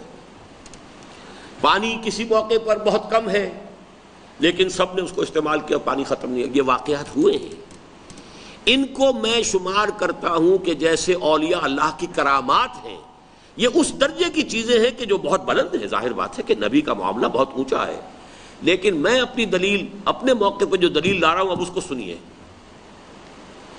آپ کی عملی جد و جہد میں جب بھی کوئی سخت مرحلہ آیا ہے، ایسی کوئی بات نہیں ہوئی۔ چنانچہ شیب بنی ہاشم شدید ترین مرحلہ ہے مکی دور کا، مقاطعہ ہے، محاصرہ ہے، گھاٹی کے اندر حضور صلی اللہ علیہ وسلم اور بنو ہاشم سب کے سب محصور ہو گئے ہیں، کچھ کھانے پینے کی چیزیں تو نہیں آ رہی ہے۔ اس موقع پر من و سلوہ نازل ہوتا تو ہم مانتے، نہیں ہوا۔ ویسے یہ کہ حضور کی کرامت جیسے کہ شق القمر کا معاملہ ہے، وہ بھی کوئی دعوے کے ساتھ بات نہیں تھی، خرق عادت کا ہو جانا اور بات ہے، لیکن یہ کہ حضور کی جد و جہد کے کٹھن ترین مراحل میں کوئی ایسی بات نہیں ہو رہی ہے۔ نہ شیب بنی ہاشم میں من و سلوہ نازل ہوا، نہ ہی جسے کہا گیا ہے جیش عسرہ، جو شدید ترین، جو سخت ترین دور مسلمانوں پر آیا ہے، غزوہ تبوک، طویل ترین سفر، شدید گرمی، رسد کی کمی، ایسا وقت بھی آیا ہے کہ تین مجاہدوں کے لیے ایک دن کا راشن ایک کھجور، پہلے کسی نے اپنے منہ میں رکھی، کچھ دیر چوسی اور پھر دوسرے کو دے دی، دوسرے نے کچھ دیر رکھی چوسی پھر تیسرے کو دے دی، اور یہ 24 گھنٹے کا راشن ہے۔ من و سلوہ نازل نہیں ہوا، ورنہ من و سلوہ نازل ہونا چاہیے تھا، اور اگر ان کے لیے غمام آ گیا تھا، ان کے جب سفر کر رہے تھے یہ بنی اسرائیل، تو ان کے اوپر جو ہے ابر کا سائبان چلا آ رہا ہے، حضور صلی اللہ علیہ وسلم اور صحابہ پر تو نہیں آیا۔ غزوہ احزاب کے موقع پر من و سلوہ کیوں نازل نہیں ہوا؟ جبکہ اکثر صحابہ نے کہیں پیٹ دوہرے ہی نہ ہو جائیں، جسم دوہرے نہ ہو جائیں، اپنے پیٹوں کے اوپر پتھر اپنی چادروں کے ساتھ کس کے باندھے ہوئے، اور حضور نے بھی اپنے بطن مبارک پر 2 پتھر باندھے ہوئے، من و سلوہ نازل نہیں ہوا۔ کام کرو، محنت کرو، مشقت کرو، تکلیفیں اٹھاؤ، فاقے جھیلو، سب کچھ کرو تاکہ یہ ثابت ہو جائے کہ انسان کی محنت کے نتیجے میں یہ کام ہو سکتا ہے۔ ورنہ اللہ تعالیٰ کی قدرت کاملہ سے تو ہر آن ہو سکتا ہے۔ اللہ آج چاہے آن واحد میں تمام دنیا کے انسان حضرت ابوبکر صدیق کے درجے کے ہو جائیں، اللہ کی قدرت میں ہے، اللہ کی قدرت میں تو کوئی کمی نہیں ہے۔ سوال تو یہ ہے کہ انسان، تو اس کو اچھی طرح سمجھیے، میرے نزدیک نقطہ عروج، اور یہ کیا ہے؟ کمال انسانیت ہے۔ اقبال کا وہ شعر مجھے پھر یاد آ گیا، فکر انسان پر تیری ہستی سے یہ روشن ہوا، ہے پرے مرغ تخیل کی رسائی تا کجا۔ غالب کے بارے میں کہا ہے کہ غالب کے ذریعے سے انسان کو یہ محسوس ہوا ہے کہ انسان کا تخیل کہاں تک جا سکتا ہے۔ میرے نزدیک محمد الرسول اللہ صلی اللہ علیہ وسلم کے ذریعے سے معلوم ہوا ہے کہ انسانی جد و جہد اور محنت و مشقت میں کتنی طاقت ہے۔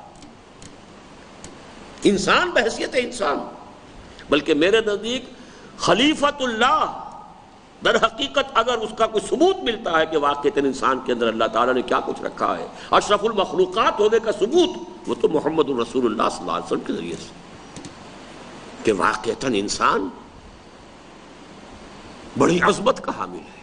اس کی محنت، اس کی مشقت، اس کا ایثار، اس کی قربانی، اس کی کہاں تک رسائی ہے۔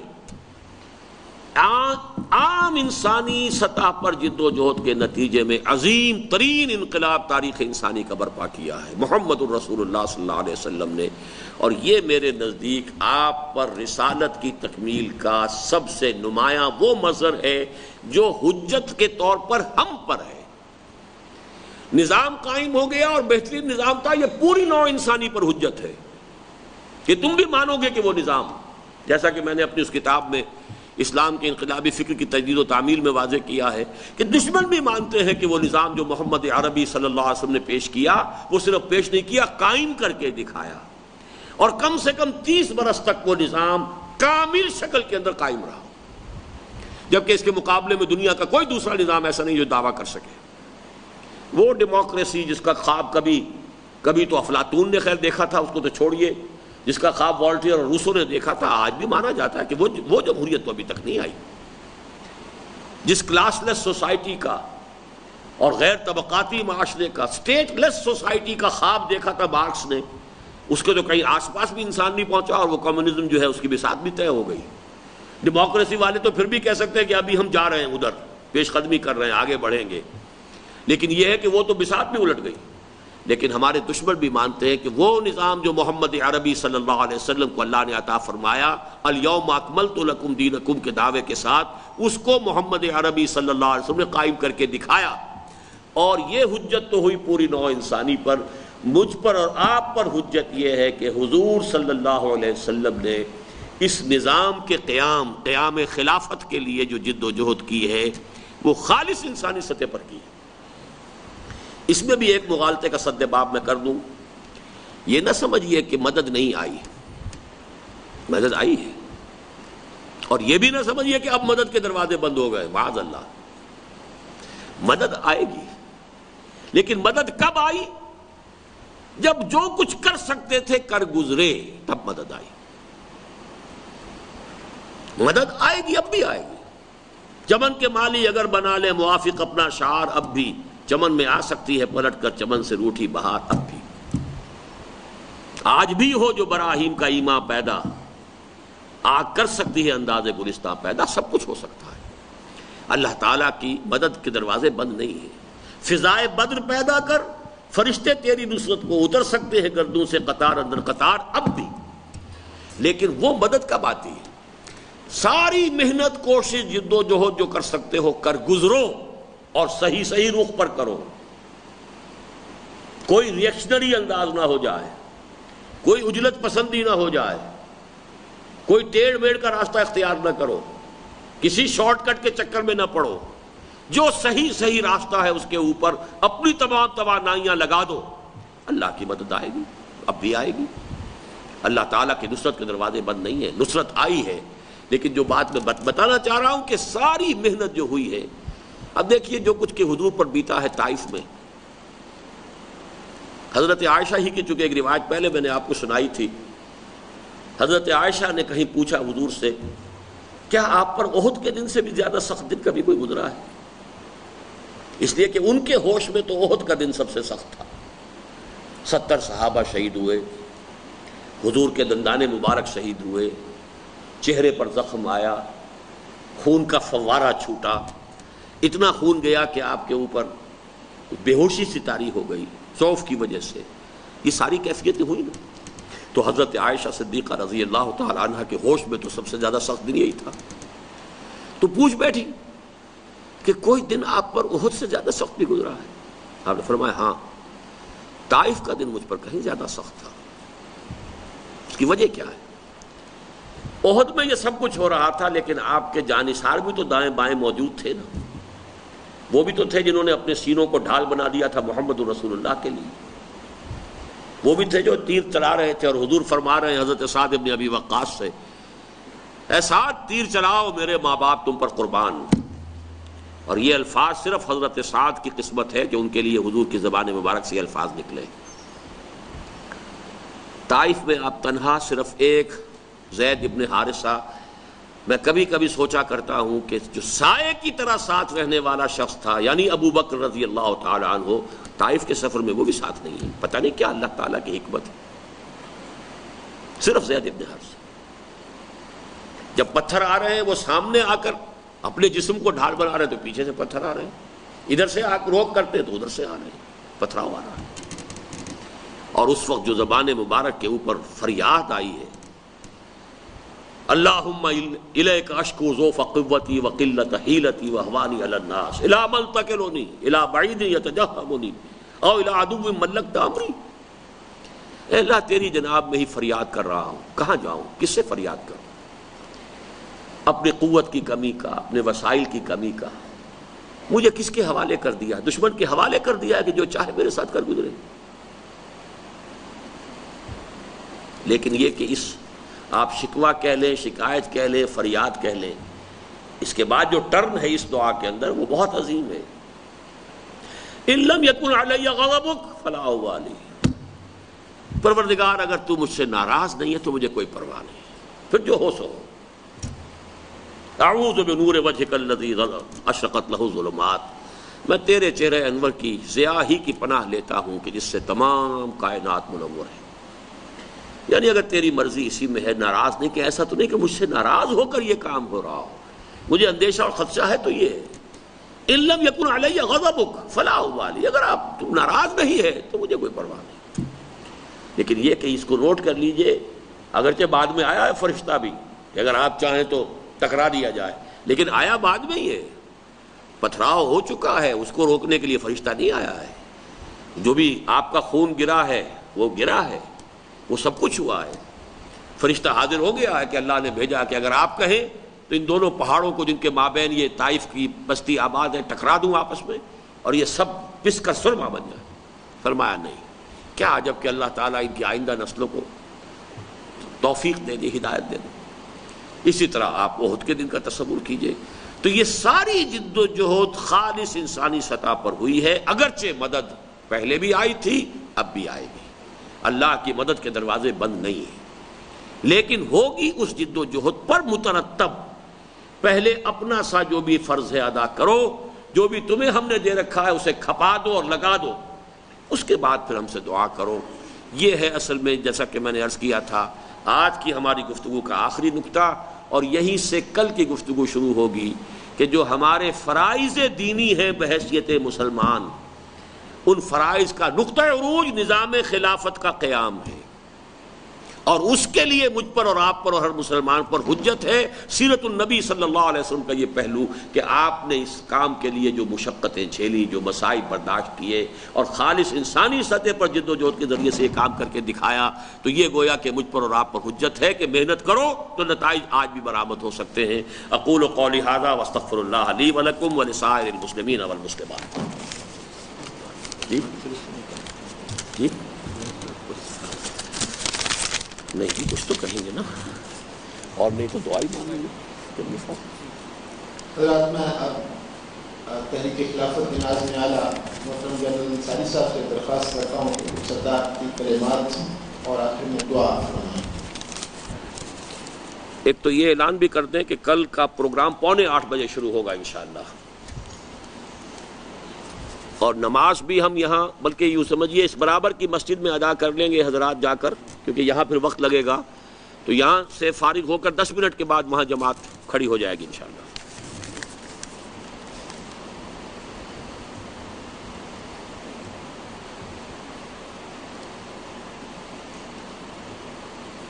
بسم اللہ الرحمن الرحیم۔